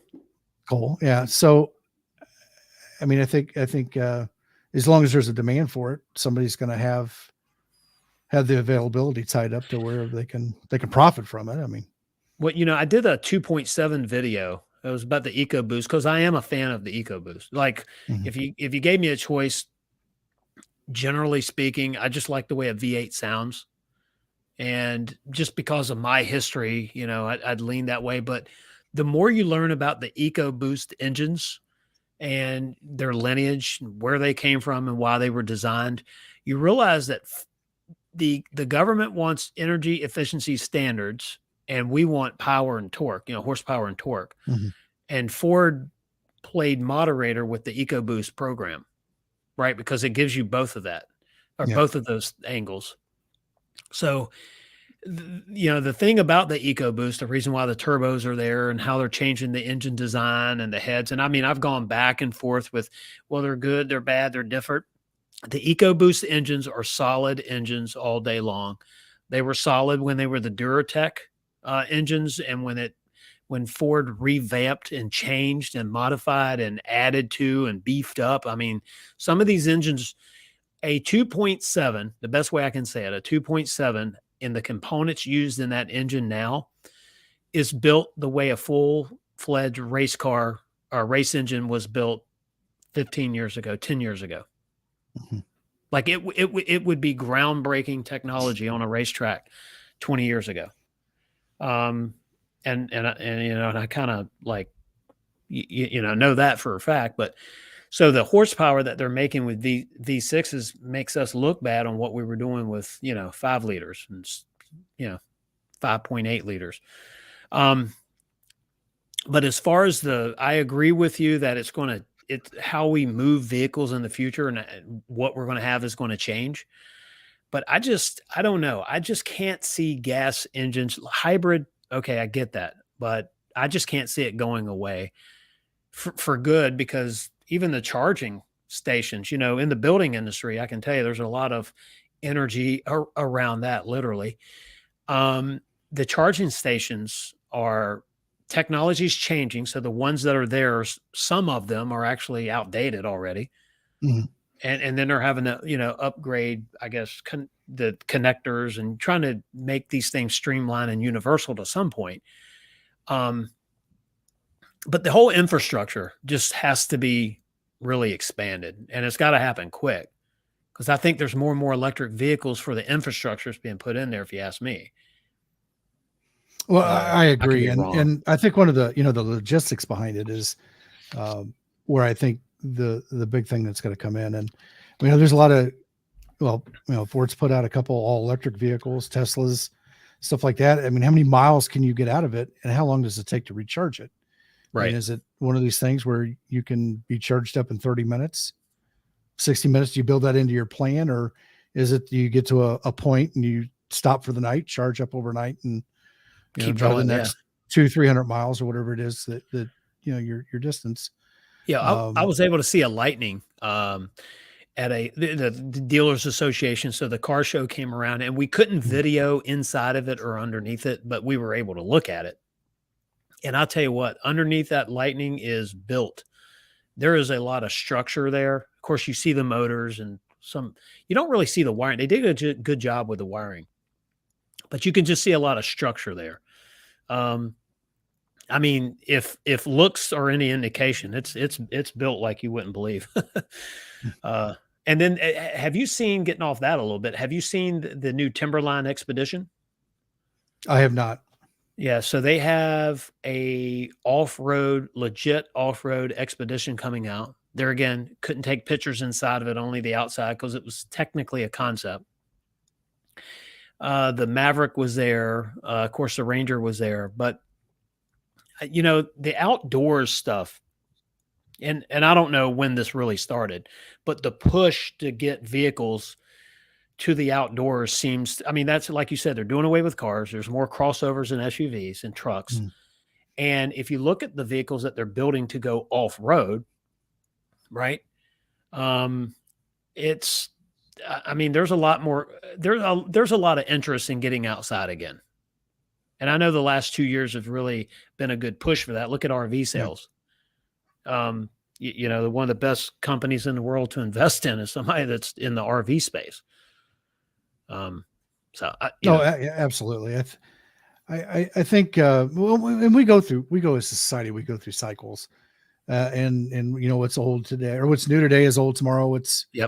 And what was old tomorrow will be new again in a couple months or a couple of years, so we go through those cycles, but I definitely think that there's a push, to move away from the cars there. I just don't think that, with the exception of maybe like the small Priuses and stuff, I don't think there was really much of a desire. Most of those really small compact cars, they were hot for a while, but I think, Yeah. you know, I don't know if I wouldn't feel safe in one. And I don't want to just besmirch any of the manufacturers, Yeah. but for example, you know, my wife had a Scion XD, and she got rear-ended, and it was just her in the car. And I had to pry open the back door to get some stuff out of the little trunk area. And I looked at that and I realized, I'm like, we're talking this far between where the door was and where my kids would be sitting in their car seats. Right. And I'm like, no, never again. I'm not going to, I want crumple zone there. Yeah. To surround, although I'm sure, you know, I'm sure the frame and everything was fine. That was awful close kind of thing. So I think people are transitioning out of cars. Have you seen, of course, these are both, I'm not trying to make light of it in any way, but it's a reality. Have you seen the Broncos that were involved in these pretty horrific crashes? There was a Bronco and a Tesla that was in an accident, and unfortunately someone passed away in that accident. And I forget, there was another one. It was a pretty bad accident as well. I've seen a couple Bronco accidents. I did see the one, I think it was a Bronco Sport that on that trail out in Colorado that tumbled down the side on, it was like Shelf Road or something. But I haven't seen too many head-on kind of impacts. Although I will say this, the other night, I almost ran over a Bronco Sport. They came flying around the corner and we were meeting bumper to bumper. The only positive thing out of that was that if there was any paint transfer, it was also an Area 51. Oh, was it really? It probably, it probably wouldn't have been that big of a deal. Yeah. Well, yeah. And these were horrific things, and my heart goes out to everyone involved in them for certain. But and then you look at have you seen the crash test video against, you know, the Bronco against the Jeep? And the Bronco stayed up on its wheel. So they're really are built, the full size really is built well. Now, let me ask you, you just said Area 51. That's what did you struggle with your paint selection? I did until the end. I always liked it. And then I started seeing it around, and I don't dislike it, but then I saw an antimatter blue, and I'm like, oh my God, I wish that's what I should have went with. Yeah. And I don't dislike the Area 51. I like it. But once you get your VIN, there's very few things that you can change, and only up to a certain point. So I'd had my VIN all summer long. Right. Color was one of them. They think there was a cutoff for that, but I kind of waited around. I talked to my wife, and I reached out to the dealer, and I was beyond the threshold to be able to get that changed. Yeah. Yeah, because I have a video, and I want to get to a couple of these comments real quick. Remind me about the Wild Track if I, go off on one of my. Bronco 78 said the Bronco Sport did really well in their testing as well. They surely did. And, I drove a Sport in Tennessee, and we beat the thing up on the trails. And I've said it before, it was an amazing little, smaller, obviously little SUV if you compare the two, but very amazing. And the crash testing, was absolutely wonderful. I'm Gone in 60 said his job sent him to ride in the Lightning and the E-Transit, and the Lightning had a tremendous amount of power, and they do. So, and cobalt is one of the ingredients of the battery. But getting back to the Area 51, to me, I will tell you, I did struggle with it, but there wasn't there wasn't another color in there. And what happened was, when I went to Tennessee, I noticed something there in the sun, because we had a couple breaks in the clouds. The Area 51 looked a lot bluer when it was cloudy, and if it had any dirt on it, it was a grayish blue. Mm-hmm. And then, I don't know where I was, but I finally just had to stick with it. And I said, that's the color I want. When I see it now compared to the eruption green, I love the eruption green. I mean, that thing is just brilliant. But I really do like the Area 51. And I tell you, there was I was worried about it. And then the day I saw it, I was like, you know what? I love it. We're going to do some graphics on it. So the color, the graphics are really going to work with it. But the other day in the snow, it looks so blue. Like one of the pictures, yours right there. The one behind you, it looks, Oh there yeah. was one on Instagram, like when you first got it, like December 3rd, I commented on the video, like congratulations and liked it. It looks so blue there, so I like the fact that it sort of changes how it looks depending on it's clean or dirty or sunny or cloudy. So, and gauge the comments you get on it. A lot of people say, wow. I agree. And that's one of the reasons I like the antimatter blue too, was that it, based on the lighting, it kind of shifted it. Sometimes it was a blue, sometimes it was black. It was, and sometimes it kind of shifted as the clouds went over. Now the day I took that was the day I picked up the Bronco. So it was it was like 60 degrees and sunny here, where I'm at. So I was out in the forestry and on one of the service roads and just kind of pulled off and took some pictures and stuff like that. So, but when I first started looking at the colors, and kind of interesting, I initially picked a Badlands, and that's what I did to reserve it. And then I started looking at it and it's like, well, gosh, I kind of really want this. And because I honestly, I wanted steel wheels. I didn't want, aluminum wheels or anything like that. And then it's like, well, okay. Well, by the time I had these features, it's actually probably just cheaper to get to the next model. And eventually I kept doing that. Next thing you know, I got a Badlands. Yeah. You're right back to the pricing, right? Exactly. Yeah. So, the way they tiered everything, it's kind of like once you hit a threshold, it's just easier. It's cheaper to go to the next model. And, I know there's some slight differences between models and what ultimately the main thing, the Badlands and the rock and off-roading, the wild track and more of the sand and stuff like that. And the ones in between, but, go ahead. Sorry. And I was gonna say the other thing with the color, I've always I kind of prefer ones that are not as common. And I figure, well, that's got to be the ugliest color there out of all of them. So that's what I'll take. And turns out, I think it's probably the most popular of all the colors, at least the surveys that I'd seen that, on the forums and stuff beforehand. I don't know what the actual total is.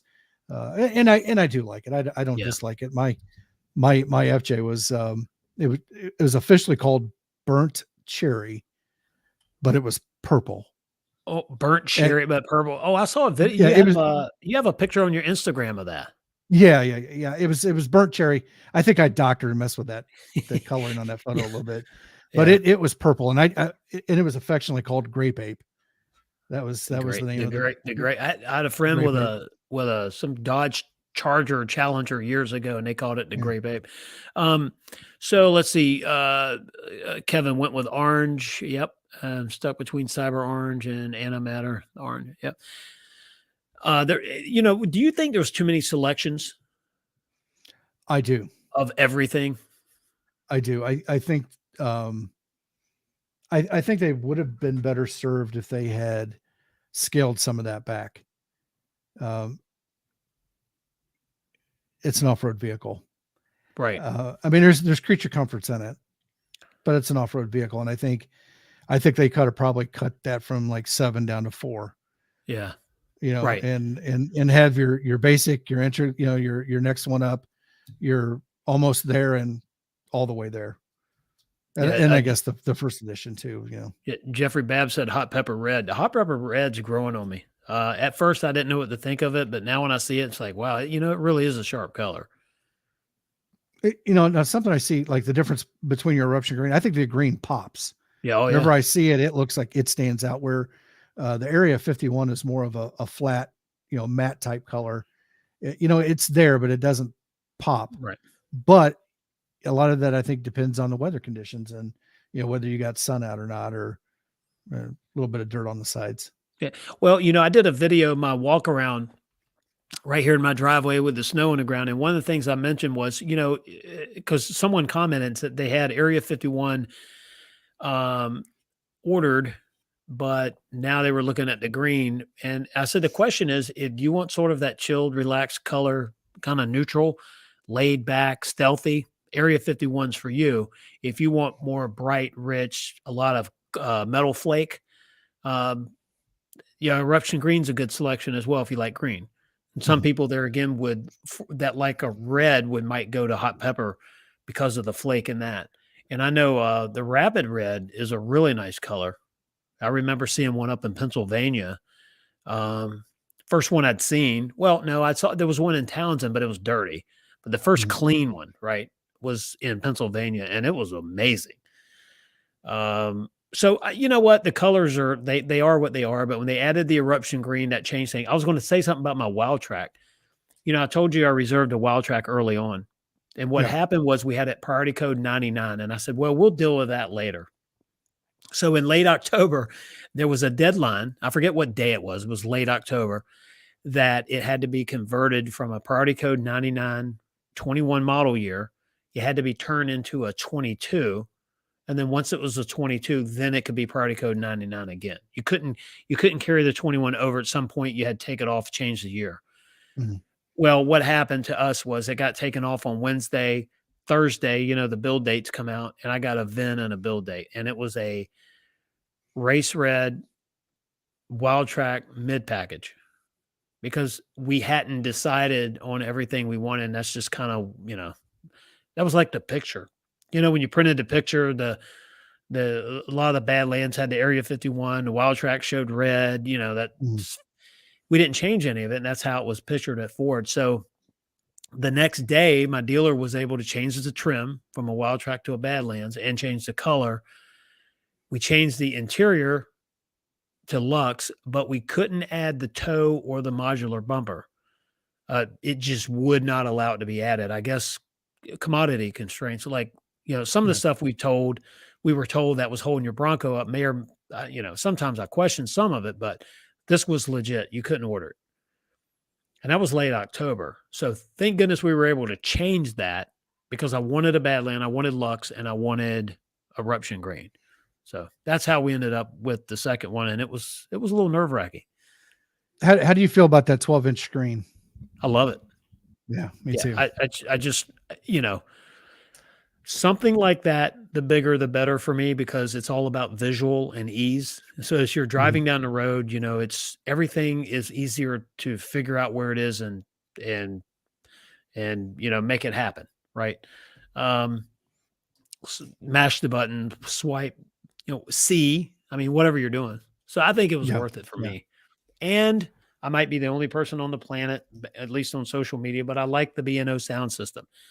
You know, there again, I don't understand some of the comments, like, and some people don't like it. Like I said, a lot of the stuff is relative. Like if you really are into music, then there's a fiction there or something that you don't like. I get it. But for me, it's the music I listen to is perfect. So there again, a lot of this stuff is personal preference.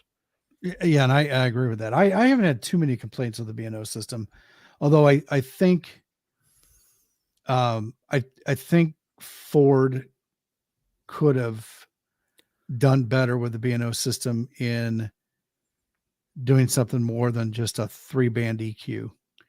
Gotcha. There's changes, you know, because the only option you get, and it's just like the standard one, high, mid, and low, and that's it. Part of and why they had such a hard time with the sound system in general is because you've got surfaces that go away, the doors come off, you know, so they had to tuck speakers in areas where you don't traditionally get speakers, and then part of the sound that you hear is controlled by the volume of air that's there, and when you get into an open air environment, that volume changes and it doesn't sound the same. And so you don't really have much in the way of tweakability, I guess is the easiest word to describe it. You can't shift it. And then not everybody hears the same. What sounds good to you may not sound good to me, and vice versa. Right. You know, I might like a little bit more bass and I want to shelf out and cut out the mid range because, you know, that hurts my ears, Yeah. kind of thing, or maybe the highs. And so I could understand it when it was a physical stereo. This is all software driven now. Why they didn't put like a 5-band parametric EQ where you can kind of shelf a frequency and move it up, or a 30-band or 31-band EQ or something like that. I mean, it's just a screen. Could be the same screen that had the 3 faders in it. And maybe they do that for simplicity, but I don't know. I think there was more that could have been done. And I hope they take the opportunity with this software driven, infotainment center to make those changes. Right. Yeah. They, excuse me. There was, the B&O engineer was saying then in a video I watched, I think it was a Bronco Nation video, where and there again, this is small changes. However, if you connect your phone by using a micro, whatever type of phone you have, a cord, Mm-hmm. and you plug it directly into the Bronco, that'll help versus using the Bluetooth. So for clarity of sound, so you'll get a higher quality of music that way. If you're doing something like, Spotify, because Mm-hmm. there again, you're getting it over the air, right? Mm-hmm. But at least when it gets to your phone and it leaves, it's then in a little more of a controlled environment. What's your thoughts on that? And I would agree with that. It really comes down to bandwidth and how much data you can transfer, and you're going to be able to transfer faster data over a cable than you would through the air. Gotcha. Yeah. So like I said, that makes sense. As far as the B&O in mind, I'm good with it. But like I said, perception's everything. And, I guess some of the vehicles I've had in the past are, I was just glad. Well, my black Mustang, I don't know if you've ever seen my black one on some of our posts, the audio system in that's the engine. Like, I don't want to listen to music with that thing running. Yeah. And my F-250 has an awesome sound system in that. A couple of the work trucks are rough. Yeah, my first car was a 1979 Chevette, and it had an AM radio in there, and I had one of those FM modulators that you could rebroadcast on AM to pick up the FM, and I called that the AM Jam. That's AM Jam, right?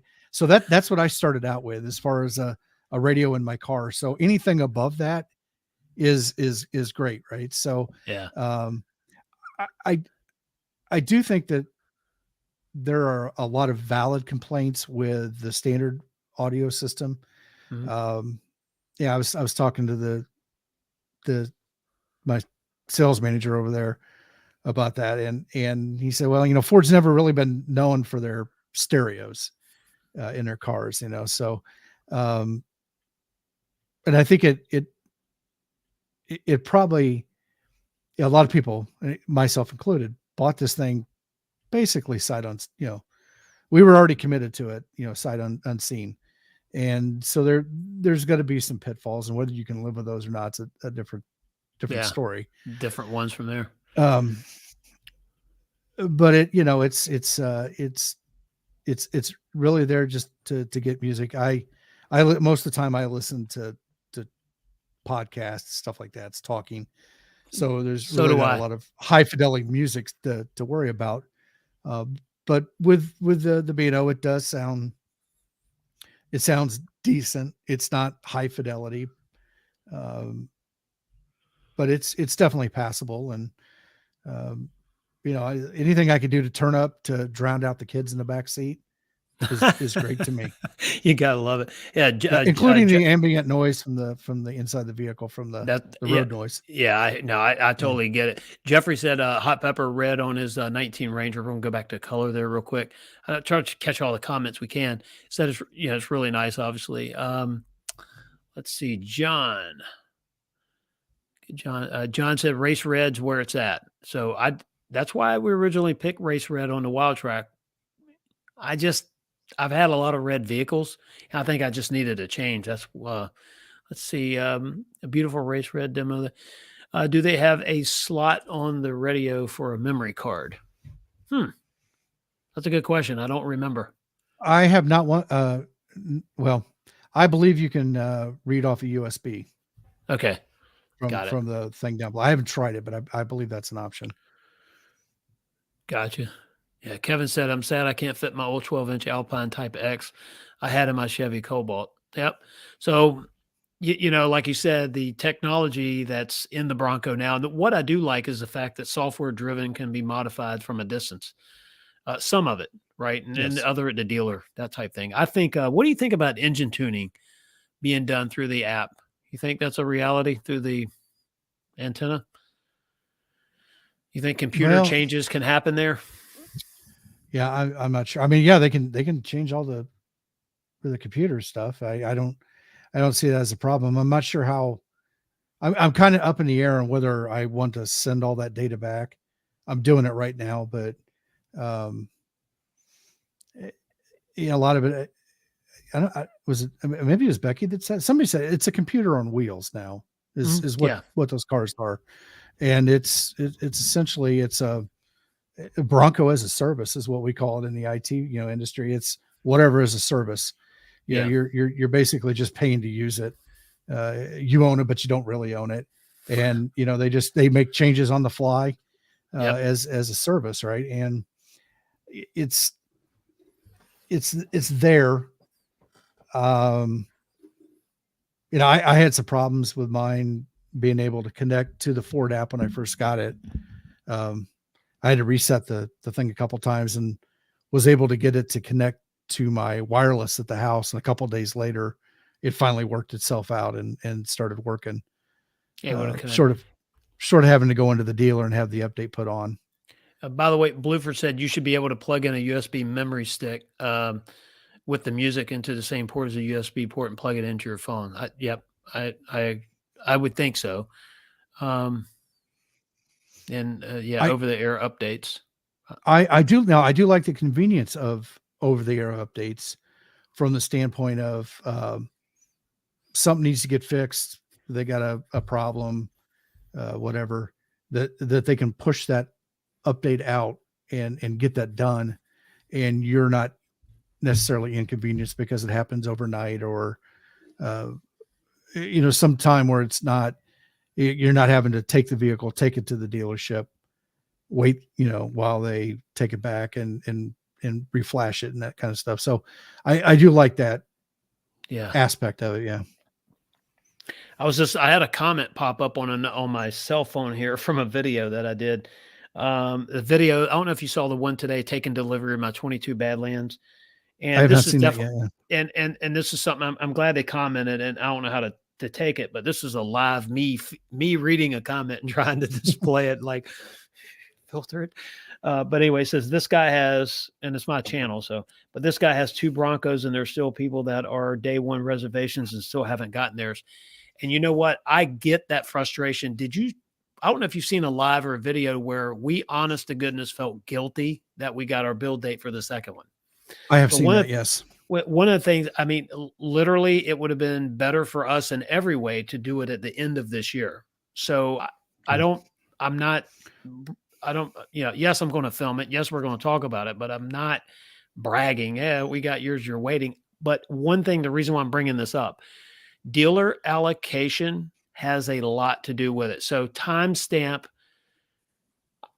and this is, it was described to me, timestamp, especially within a dealer matters, right? Within the dealer, because that puts you, so if a dealer's getting 10 Broncos, the earlier the timestamp, the earlier you're in that list, right?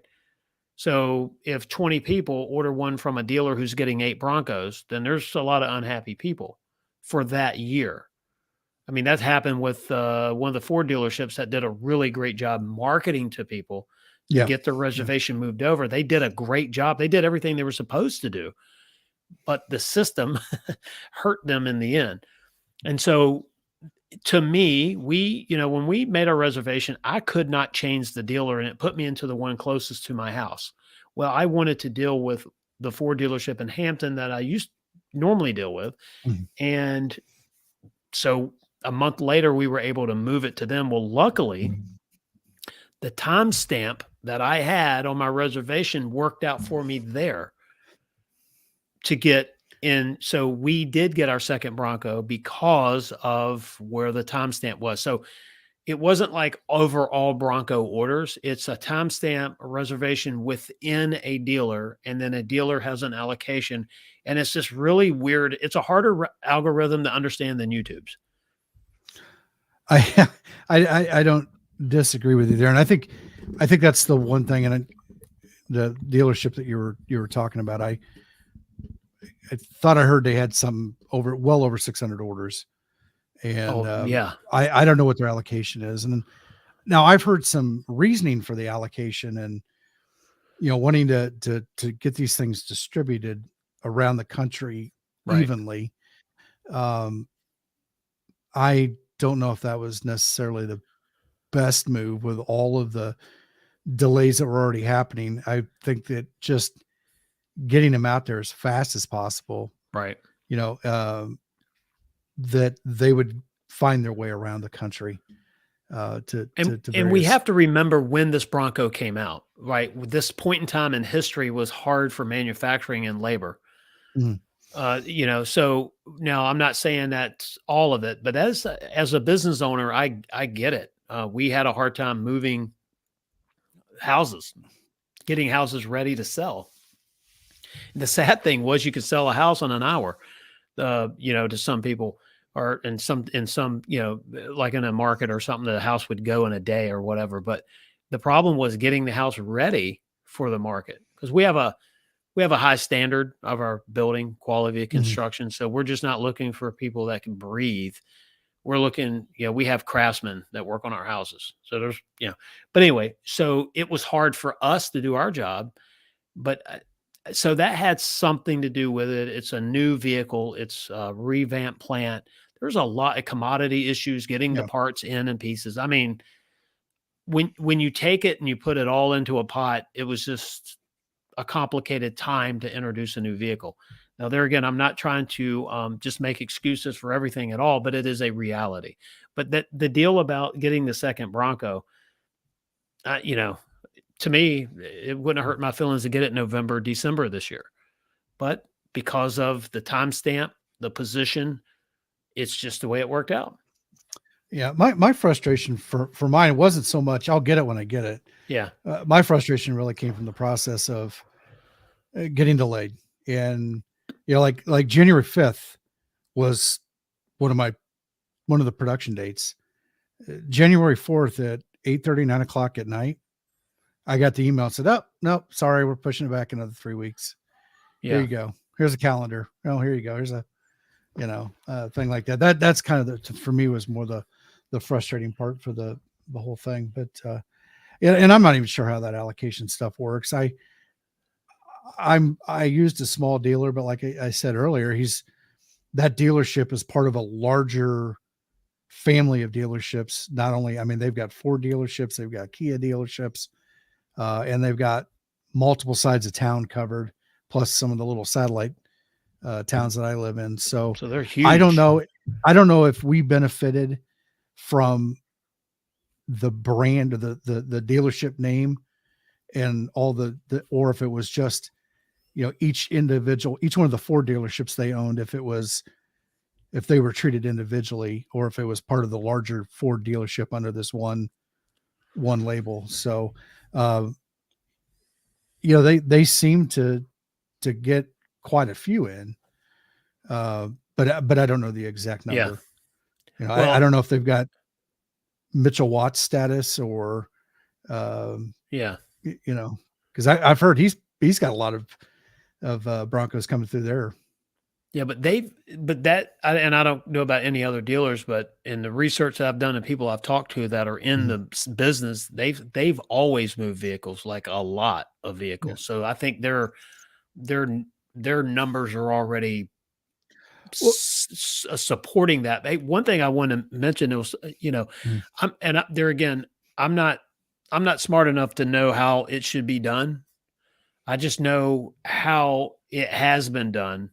As far as I mean, you could take this argument all the way back to just-in-time manufacturing, which I don't like.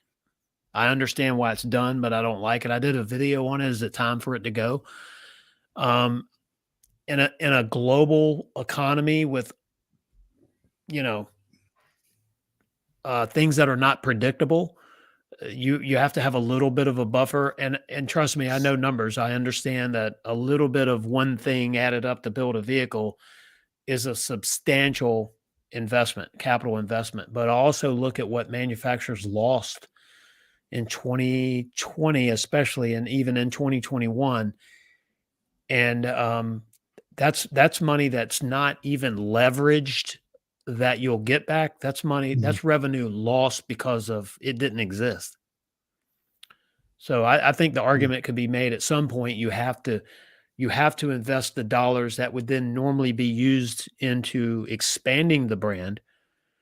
In some I think it's not all expansion, or it's not all just in time. I think manufacturers are going to some hybrid model. Yeah. So, and that carries outside of the automotive industry. Yes. I mean, in the IT, I'm seeing it. We're placing orders this last week for equipment that we're hoping to get in by late summer. And so, I mean, it's well, there's a brand of heating and air so, a gas package unit, self-contained gas AC unit sits outside. They call them pack, gas, electric, whatever terms, but it's gas pack. There's a popular brand with a popular part called a draft inducer motor that is all gone, out of supply. Manufacturer doesn't have any. They don't have a clear date on when they're going to have any. And someone's heat is out and it's cold, and it's not something you just go get a universal part for. Yeah. That is some of the reality that's going on. And so now a new $6,000 or $7,000 unit is having to be purchased of another brand to get heat, even though the old one was 4 years old or 5 years old, or maybe even in warranty. Yeah. Warranty doesn't help. They're not going to replace the unit. They're just going to wait on the part. So, this whole thing is across all industries, including yours. Yeah. Hey, Dwayne, I hate to do this. I've got to take a TV timeout. Yeah. If I could have just a couple minutes, I'll be right back. Yeah. Hey, no worries. I actually have something I want to, I would definitely want to talk to everyone. I'll be here. Okay. All right. I'll be right back. All right. So in the world of manufacturing and running a business, it is harder, than it looks. And I'm not there again. I'm just looking at from my reality is it's hard for us to get building materials to renovate houses or to build houses. And things are getting better in one market and not in the other. So, and the Bronco 78, yep, here in the plumbing world as well. So I think we've talked about that before. Water heaters, becomes an issue. Let's see, Ashley, my dealership had 20 reservations, 13 allocations. Wow. Well, good for you. So Ashley, and so part of this is the trim, one of the most popular trims out there, right? Badlands, Wild Track, Sasquatch package. No, it's not a trim, but Sasquatch package, 2.7. I mean, there's a lot of the same parts and components. So, but one of these days, most of the Broncos that were ordered, and I was kind of hoping that first day reservations would all be built. But like I said, the second one that I got was based on a technically first day, but it was after midnight. So it's a day 2 officially reservation. So it's not like I just walked in and ordered it. However, I have seen where some of that's happened, but I think it's also the trim, the components needed to build that particular unit. So I just think that, in the time that we're in, they've done a great job. I mean, they really have. It's harder than it looks. I get it. And I was kind of aggravated when I didn't have mine. I didn't get the first one until September, and then I was totally happy.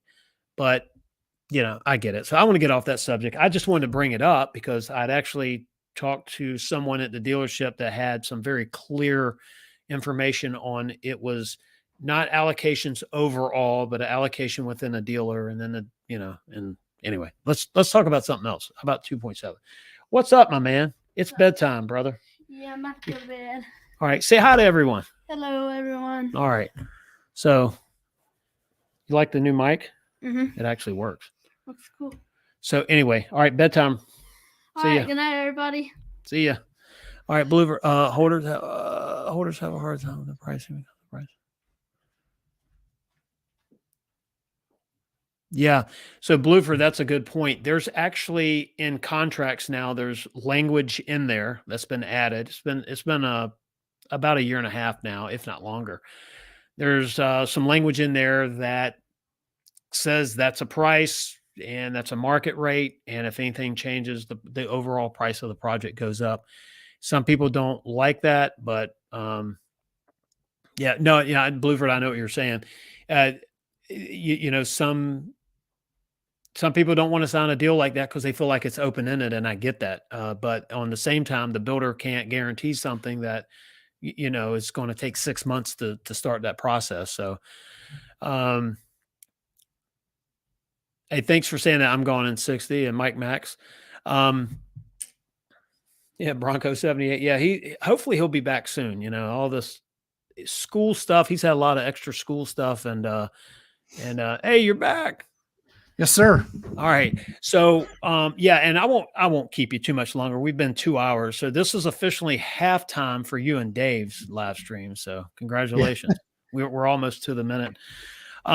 Anything else you want to cover on in the Bronco world, or how about the outdoor stuff? We talked about that before the show started. Bronco Wild Outdoors. The outdoors was added because it's not just Bronco, even though that's kind of what we've been to this point. It's living. It's never getting these days back with our kids, if you have kids, if not with whoever you hang out with. I worked a lot. The younger I was, and I wish there was someone, like when I'm coaching someone in business, the one thing, if they have kids, whether they want to hear it or not, I give them the advice. You'll never get these days back. So whatever you do in business, you need to manage it so that it doesn't take away a birthday party, attending a birthday party, a school play. Yep. I don't really care what I have to change that. And so the Bronco is allowing Gavin and I to make sure, right, that we're spending that time together, and we're not just here. We're someone having a great time. I agree. I think you and I kind of went down this same path at the same time.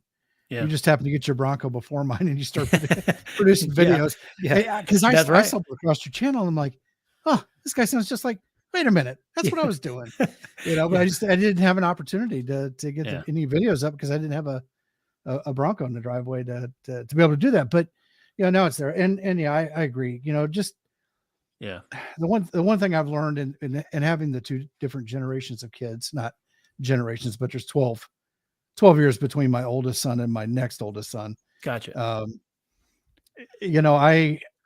I probably lost a lot of time with him because of work.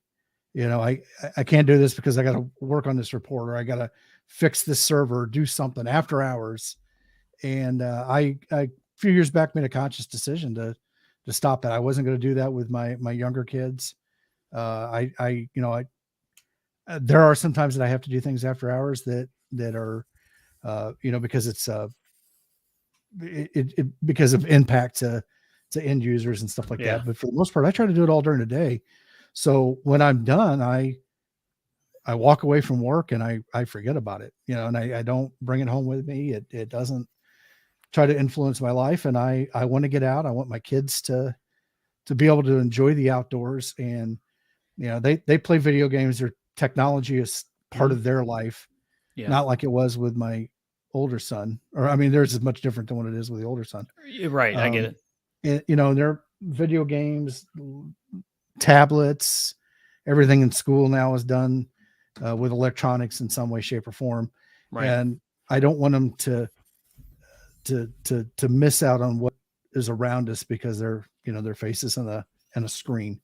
Well, So there's we're doing. something. Go ahead. Oh, I was going to say that we're doing. My wife and I are understanding that the technology and the stuff is going to be part of their lives, more integrated than it's ever been. But that we also still have to make a conscious decision to say, you know what, you've played for 4 hours on the Xbox, you're done for the night, or putting those things in place. Well, and so connection, because if you're not careful, you lose connection. If your kids are too connected, you lose connection, right? And I tell everybody in coaching too, look, if you can't do it in 40 hours, it's unlikely that you're going to do it meaningful in 60, right? And I sometimes, coach, it's one thing, this is a Bronco outdoors channel, but the one thing that I realized early on is that I started working harder and smarter. Like I was working harder, and I don't believe in smarter over harder. I don't like that whole message, because I think that dilutes people. Really, it's hard and smart, right? It's both. But it's the better use of time. And so now we're able to do more because I've been able to schedule my day and manage things differently than before, when it was, blazing the trails, right? Scorched earth, kind of, all you were doing was working and trying to get it done, and, hustle. And, surgeons do a great job, and they do it with precision. They don't do it with, a bunch of tools. Right. So the Bronco to me has made me realize that, we have all that figured out in work, but I call it a memory box, right? You get in this thing, and Gavin and I can go ride. We went across a ferry. We rode through Jamestown, went through Surrey. We actually met someone at Area 51 Bronco Sport that has a nice little bakery there. And we stopped and we got these cookies that Gavin ate before he got to the next town. And we just rode the country roads and did some high-speed video and time-lapse stuff. And man, we just had a blast. And I can't tell you that if we drove that same road in our Explorer, we would have had the same experience, even though it's not the vehicle, it's the time spent. But the vehicle somehow becomes this thing that attracts other people in conversation, or you meet new friends, or we've met a lot of people online, or Gavin and I could spend time in our house on a rainy Sunday watching TV, or we could spend that same rainy Sunday having fun in the mud in the Bronco. Mm-hmm. And I think it's more impactful out in the Bronco, right? So absolutely. Well, part of, if you see up on the screen now, part of that logo is "Let your journey begin." And I like that. That's really, I like that. It doesn't have to be the Bronco, right? It could be another vehicle. Yeah. But it's not the destination. It's about that journey. And absolutely. One of the things my wife and I are planning when we go down to Tennessee is that we'll stay the night, Saturday night. We'll get up early, and we're going to head out. We're going to head back up to Indiana, and we're going to find something to do. We're not racing back home. Matter of fact, I told her, I said, you better start telling your parents now. We're not going to be home at lunchtime so they can get back, because they live like 4 hours north of us. Right. They need to just plan on staying the night Sunday night. We'll probably be home sometime around dinner time, and maybe not. I don't know. But that's the point. We're going to go find something between here and there that we can just have fun, make that memory. And now that trip is just going to be Emily and I. The boys are going to stay with her parents. But that's the same kind of thing. Because in the summertime we have that ability. We can shift our work schedules a little bit, so I can take a Friday, Saturday, Sunday, or maybe even a Thursday, Friday, Saturday, and Sunday, and have a little bit more time so we can drive away and just go someplace new and experience it for the weekend. And hopefully, ideally with an overlanding trailer or something that we can bring behind us, that we find a spot to camp, we park it, we take off, we go and do something, whatever that area has to offer. And maybe it's hiking, maybe it's driving some trails like that Daniel Boone backcountry one that's not too far from here. Yeah, see this hat here. So I got this hat at a little roadside store between Townsend and Pigeon Forge. And down there is like, I think it's cool. It's a lot of Sasquatch stuff everywhere. But the Sasquatch on the Bronco. And I remember last year thinking, what a perfect place to have these. And I told the one guy there's a place called Rocky Mountain Sasquatch. It's a little like cabin right there by the, whatever you call it, where the Super Celebration is going to be. It's not a fairgrounds, but the park area. Yeah. I was like, because he does all of his own stuff. I said, you need to like add some wheels on one or have him driving a Bronco or something, because he already has the swag store. Hey, which by the way, Tim, yes, we're doing a soft launch on our merchandise store. I hate saying merch, drivenwildgear.com. So it's live. I actually have my book here, Driven. The car, you can see the roof of the car here. Well, you can't because of this, but you can see part of it. Anyway, black and gold Mustang. But my book's on there for sale. We'll have an audio book one day, but we have some vests, custom vests that we had, kind of one-off, not big production stuff right now. But, I was going to talk to you. I saw your stickers that you got from, I think it's Sticker Mule, I believe. Yes. What's the plan with those? What are you doing with those? Because I like, by the way, I like your logo. Oh, thank you. So in the group that I run with in the IT area, I don't know, maybe 5 years ago, people started doing stickers and they stick them all over their laptops. And that was a way to kind of personalize, right? Your laptops and stuff. And so those kind of stuck. So I've got some for that I've done. And then I'm like, well, I knew I wanted to do the channel. I started this a while back, actually back in 2020. And so I did the logo, I did the stickers. I just had some PVC patches. I just ordered some of those. So I've hopefully seen those advertised. Yeah. They'll be ready. I'm not trying to me, this is kind of a hobby. I have a day job, right? So, this to me is a hobby.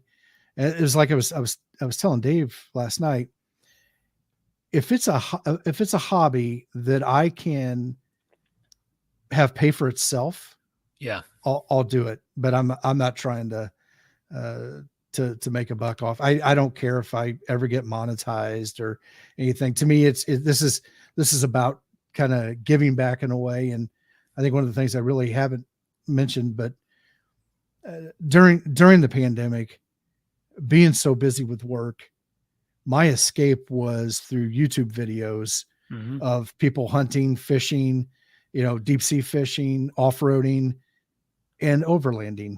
And that kind of is what drew me into, well, hey, I like to camp, but I don't want to, I'm more glamping now. Right. Right. I don't want to sleep on the ground. Yeah. I hear you. Oh, hey, I can bring this trailer with me and it's small and we can keep it on a trail and pull things it with like the that. Bronco.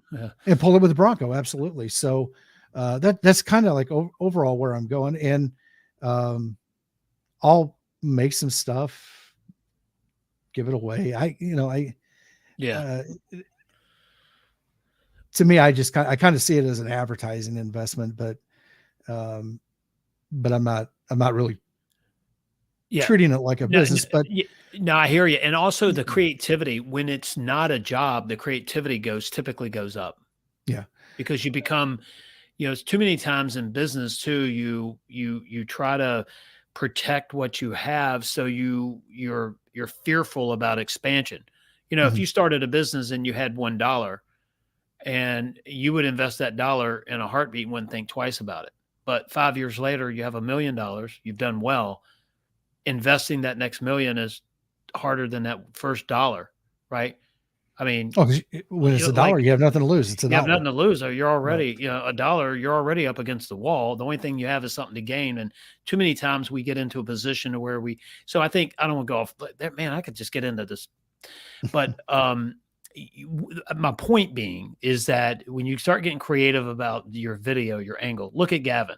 Gavin gets some of the most incredible shots on video because he's just walking around and he sees something interesting and he videos it. Well, I might look at it and say, well, would someone like to see that? And maybe now that shot is tainted by my filtering, where he's Yes. just randomly shooting stuff and it happens to be better than my stuff.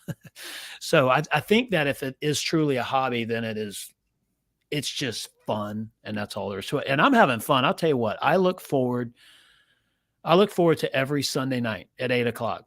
Like Mhm. I get excited. Sunday afternoon, I don't do anything after 4 o'clock. I start getting ready for this. And I'm so grateful that we have people that watch us every single week. Some new and some reoccurring, but either way, I'm grateful.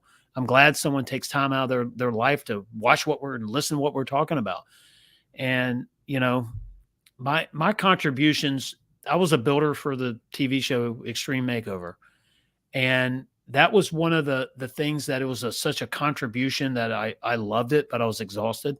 Mhm. And we did two. This wasn't like I was there every week. We did two of them. And then I went to a third one, and watched it. But the contribution there was so great. But I feel like if we can answer some questions about Broncos, look, I have two now. I have a soft top and a hard top. What are some of the concerns we have? And let's start just putting the videos out there that people want to know solutions to. Mhm. The oil change stuff can be overrated, but sometimes how many people don't know that there's metal flakes in every new engine oil filter in 2,000 miles? Some people would freak out if they've seen it, but if they watch a video and say, oh, it's normal. Oh, okay. It's perfectly normal. It is. That's why the filter's there. Yeah. That's why as an engine builder, I change it before, I changed it early on. It's not because the oil quality or type is different. It's just because what's there. So people learn from that. And I learned, so lubricating the pins on the top, somebody mentioned that in the comments earlier. I watched the video today where someone did that. They used lithium spray. And apparently Okay. I haven't tried it, but apparently that took care of. I was going to ask about that because I have some white lithium grease out in the garage. Well, hey, yeah, I was going to, when I saw the comment, yeah, and I didn't know if there was a particular type of grease. It was. I think I'm pretty certain it was lithium. But you watch the video. If you just search hardtop making noise, it'll pop up. There's a Bronco sitting in a garage, an older one in front of. Great video, and the guy's cool. He's like, hey, if you know something better, let me know. But apparently, at least a temporary fix. So that tells me, okay, it's a rubbing thing. It's not a clicking as far as two rough edges. It would be, So, but that's why YouTube is, to me, it can be great to learn how to tie that fishing lure a certain way, or how to do if you go to the search bar and say how to, look at all the stuff that comes up. Like, yes, that's how some people live now. But the videos that I've put out so far where I've talked about products, I always, this is what I've decided, what you might want, or what you feel you need is different. And that's fine. It isn't, cause I'm not trying to sell anything. Mm-hmm. These are things I've paid out of my pocket. Yep. This is why I bought it. And, it may or may not work out, but, and if you have a question, I'm there. One of the things that, for example, I bought those running the steps from Z Roads, and I bought light packages, and I saw their Bronco that they did at SEMA, and it looked phenomenal compared to a lot of other ones where some of them, they just seem like they slap things together real quickly to get it there. Yeah. And so I found tons of videos on the brackets. Z Roads made grills, prefab grills for a lot of vehicles, and brackets for light mounting. And I could find all kinds of videos about that. I couldn't find anything about the lights. So I kind of went out on the limb and bought them. So one of my goals with those lights is to kind of do that review and get some information out there. I haven't had any problems with the company. I ordered the stuff. I've had multiple phone calls with them. They've been very, very good to me. And I paid full price for everything. Didn't, say, hey, I'm a YouTuber, you need to give me a Yeah, discount. give me a everything. break. Yeah, you know who I am. I have in a couple of them. I've reached anytime I am going to promo a product or whatever, I will reach out to them and ask if there's a discount code that I can share. But I don't want anything special. I'm not, it's not an affiliate link or anything like that. Because I'm just a guy that's, I'm buying this and I'm trying to give back to that community. Right. Kind of like how I live vicariously through them. Well, yeah, and we're gonna review some products coming up here soon, just simply because if I like it, I want everyone to know about it if it works. Mm-hmm. So, I don't think Becky's going to co-host anymore. Are you tonight? I need to take a break. Huh? All right, have fun. Sorry, don't you love lives where you just like people walking through the room? Yeah. So, good night. And yet, I don't think I've seen the cat go across the table yet. The cat hasn't. Yeah, there's a couple live streams where that's happened. Man, she just like runs the house. But I want to review some stuff because I just want folks to look, if it works good for me and it like the oil change video, I did the Reacher. It's called the Reacher. And it's really cool. If you have a Sasquatch package, you have a Bronco that's a little higher. Well, it comes with an extension that extends the funnel up and you catch the oil better versus it all the way down. It's little products like that. Somebody might like that. You go to AutoZone. There's no link to it. Just go to AutoZone, buy one. And I liked it. It's a great product. But, part of this is making life easier. There's a lot of people that want to do stuff themselves. I'm one of them to a limit. Now, if I have an issue, a major issue, I'm taking my Bronco somewhere and to the dealer and they're going to work on it. But as far as like oil catch can, if I want to modify that just because that's the tinkering in me, or oil change to help teach Gavin, or rotating your own tires or whatever it may be, there's no glory in rotating your own tires, but it's kind of fun for a 10-year-old to see it happen, right? Different. But I'm just trying to keep in a note. But then there's a lot of cool stuff. Modifying your Bronco is part of the Bronco experience, making it uniquely yours. And that's where the modularity, when Ford figured the modularity in, look at all the accessories. And of course, they're growing. I think the original plan was probably to have a lot more ready, but the world had different plans. But yeah, it's pretty interesting. So, I tell you what, 2 hours, 22 minutes. Let's wrap this up maybe like in another 7 minutes. How's that? So if anything we want to talk about or any questions? Anybody has any questions? Yeah. What do we got going on in the chat? The chats are quiet. Making Memories was the last one by Bronco 78. So it looks like there's 17 people with us right now. So we dwindled down a little bit there, but hey, for the 17 here, thank you for being here. I appreciate that.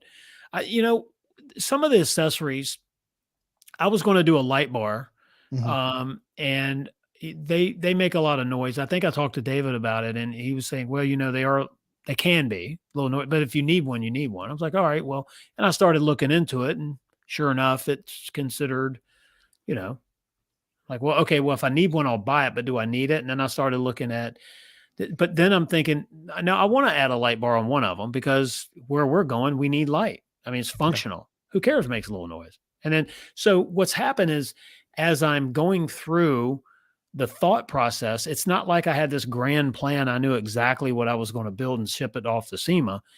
I'm sort of, as I see new products, or I had someone reach out to me and say, hey, but our lights are quieter because of, and this little unique design. Oh, cool. Tell me about it. Sure enough, you watch videos on it and decibel meters and everything else, it is. So there again, because of YouTube, because of what we're doing, and because of people reaching out to us, I'm learning that the complaint that I had or the reason I had for not doing something might not be accurate with all brands. And so that's why YouTube's here, I guess. It's interesting. And with you having two Broncos and thinking of it this way, it gives you an opportunity. If you were to put a light bar on, not on the other one, that gives you that opportunity to have that comparison, right? With and without. Does it actually reduce? Does it create more noise? Right. Does it even matter? Does it, other than, not functionality, but from that nuisance side of things, And what's the trade-off? Like if you're going in the woods at night, well, guess what? It'd be great to have it. Mhm. Mike Mack said, "We're listening." Yeah. Good. I appreciate you being here, Mike. But you know, and that's part of it. There again, I'm not someone that thinks, well, I bought this thing and it's got to be the best because that's why I bought it. You know, I might buy something that's a total flop. I tell you one thing: the fold down table on the swing gate. Mhm. You know, there was a lot of complaints about noise from those. Well, Yeah. luckily, the technician at the dealership, and he's actually someone that does accessories. So they travel around to different dealerships. He knew exactly where the noise was coming from and so we did sort of a summary, not a how-to video showing him do it, but kind of talking about what he did. And he just added extra washers in certain places and none of his makes noise. So, you know, okay, great. They make noise. I reach out to him. He says, "Oh yeah, I already know about it. And here's what I do differently." Wow. So we did that in a video to let you Mhm. know that if you have one making noise, have someone reinstall it this way, and chances are you're going to be happy with it. Yeah, I actually have a table for the back, JCR off road. Mhm. I bought Okay, different brand. different brand, and I bought that. I bought some Molle panels for the back end Mhm. that go across the top of the rear quarter panels, and then kind of go up through the roll bar, make a Gotcha. kind of a pattern. I've got two. I can install one. The only downside I see to those right off the bat now is that it's going to limit access to getting to the bolts to remove The top. the top. But I can unscrew it from the mounts to access those. Gotcha. I'm probably not going to pull the top off all the time, so it's probably not that big of a deal. I did buy some Right. Molle panels to go along the trans tunnel on both sides of the gear shift Mhm. to mount some stuff. Like there's no sunglasses holder in there, and I wear transition lenses, you know, the ones that change Yep. colors, but because the UV windshields, they don't get very dark. So in real bright sunlight, I've got a regular pair of prescription sunglasses that I can wear, but no place to put them. So I've got those. I'm putting those panels in to clip those in there, and just other little utility things. I put the Bronco rail in, got that a couple weeks and got it mounted, and that's been kind of neat. I'm trying to figure out how to mount things to it that weren't designed to I go want to on it. talk to you about that real quick. Yeah. Bronco 78, the trip to the Outer Banks. We had it last weekend, but we had a snowstorm. I don't know when the new date is, but it's going to be above 45 degrees and winds under 50 miles per hour. It was pretty cold down there. So we're going to reschedule that and definitely doing some video on that. The Bronco rail. So is it 67 designs? Yes.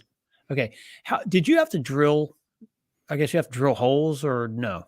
You do. Okay. So and actually, you don't drill the good. holes. It's they're self-tapping screws. Okay. And that's into the dash, the top of the dash itself. Yes. So just inside of the speakers, the two outside speakers, there's a small angular depression that the end pieces fit on. So the rail mounts to the quarter 20 receiver that's there in the center of the dash, Right. and it goes out. They've got two support feet that sit on the end that support the rail from drooping. I mean, Right. and it's extruded aluminum. Yeah. I think I don't know the exact same, and it's C channel Gotcha. essentially. So those just kind of sit on there. There are some clips. So if your center mount was to loosen up, it would prevent I'm sorry, I got my hands off camera. It would prevent the rail from shifting side to side. Because that would become a pivot point in the middle. Right. And so those just kind of sit in there and they lock in. And then you zip them in with the screws. Now, when I was looking at it, I actually had some 1/4 inch foam tape, double-sided tape. And I kind of looked around and I talked about it in the video about doing that. I think the problem with that tape that I had was it was maybe just a little too thick. Got it. But I think you could get some automotive or some other type of double-sided, industrial type tape. What do they call it? They call it weather stripping tape or logo tape or something like that. Yeah, much thinner that you can do, because I think part of that piece, it's tapered on all four sides. Right. And it matches the taper in there. And I think it needs to sit down deeper to have that surface to surface connection to keep it in there. The screw really is just there, I think, to kind of keep it from coming out. I don't know. I kind of feel sometimes, I mean, I know a lot of people are hesitant about drilling into a brand new vehicle. In your new $60,000 Bronco. But that's part of it. But and you're right. And I do agree with that. And I just pushed down and did it. I definitely wouldn't drill it. And I wouldn't use a drill gun. Yeah. Just let it, these just, zip the screw in there, let it happen. Well, I'm going to watch the video on that because I definitely want to see that and see it in action. So I know definitely for footage, it would help us because I have one that kind of moves around the dash. So this is their system has that channel rail. Yeah. It's got a nut. Oh, wow. I think these are called T nuts. This sits to this 20 millimeter ball, and then the ball has that groove in it. I don't know if you can see that. Yeah, I'm looking at my screen here. So that sits in there. You find the spot where you want it on the rail. You tighten this down, which cinches this up into it, and it becomes solid. And then they've got arms that sit over the 20 millimeter ball that are anywhere from a couple inches up to 7 inches, which will take it right off the edge of the dash. And then they've got one that's a little bit longer. Gotcha. And different mounts. So there's a lot of stuff. What I'm trying to connect to it is a remote speaker for my radio. Right. And they don't have anything that can't do designed for something like that. Yeah. And I want to put it on there so I don't have to drill it into somewhere on the Bronco. Gotcha. To get it to mount. Yeah, I was looking at that. That's pretty cool. Well, I'm going to look into that a little bit more. I think it's definitely something that we might check out. Well, Tim, it's been great. We didn't make the 4 hours, but hey, tomorrow's it's 2.5, 2 hours, 32 minutes. But I really appreciate you being here. I like the content on your channel. Thank you for hanging out with us tonight. Well, I appreciate you having me, and anytime you want me back, I'm always willing to jump in and help out where needed. Let's do it. Let's do something right before Supercell and we can get ready for that weekend. Sounds good. All right. Hey, Tim, thank you. And thank you everybody for watching. I appreciate you guys being here, guys and gals. Thank you for being here. And we look forward to talking to you in the future. All right. See you later. Bye.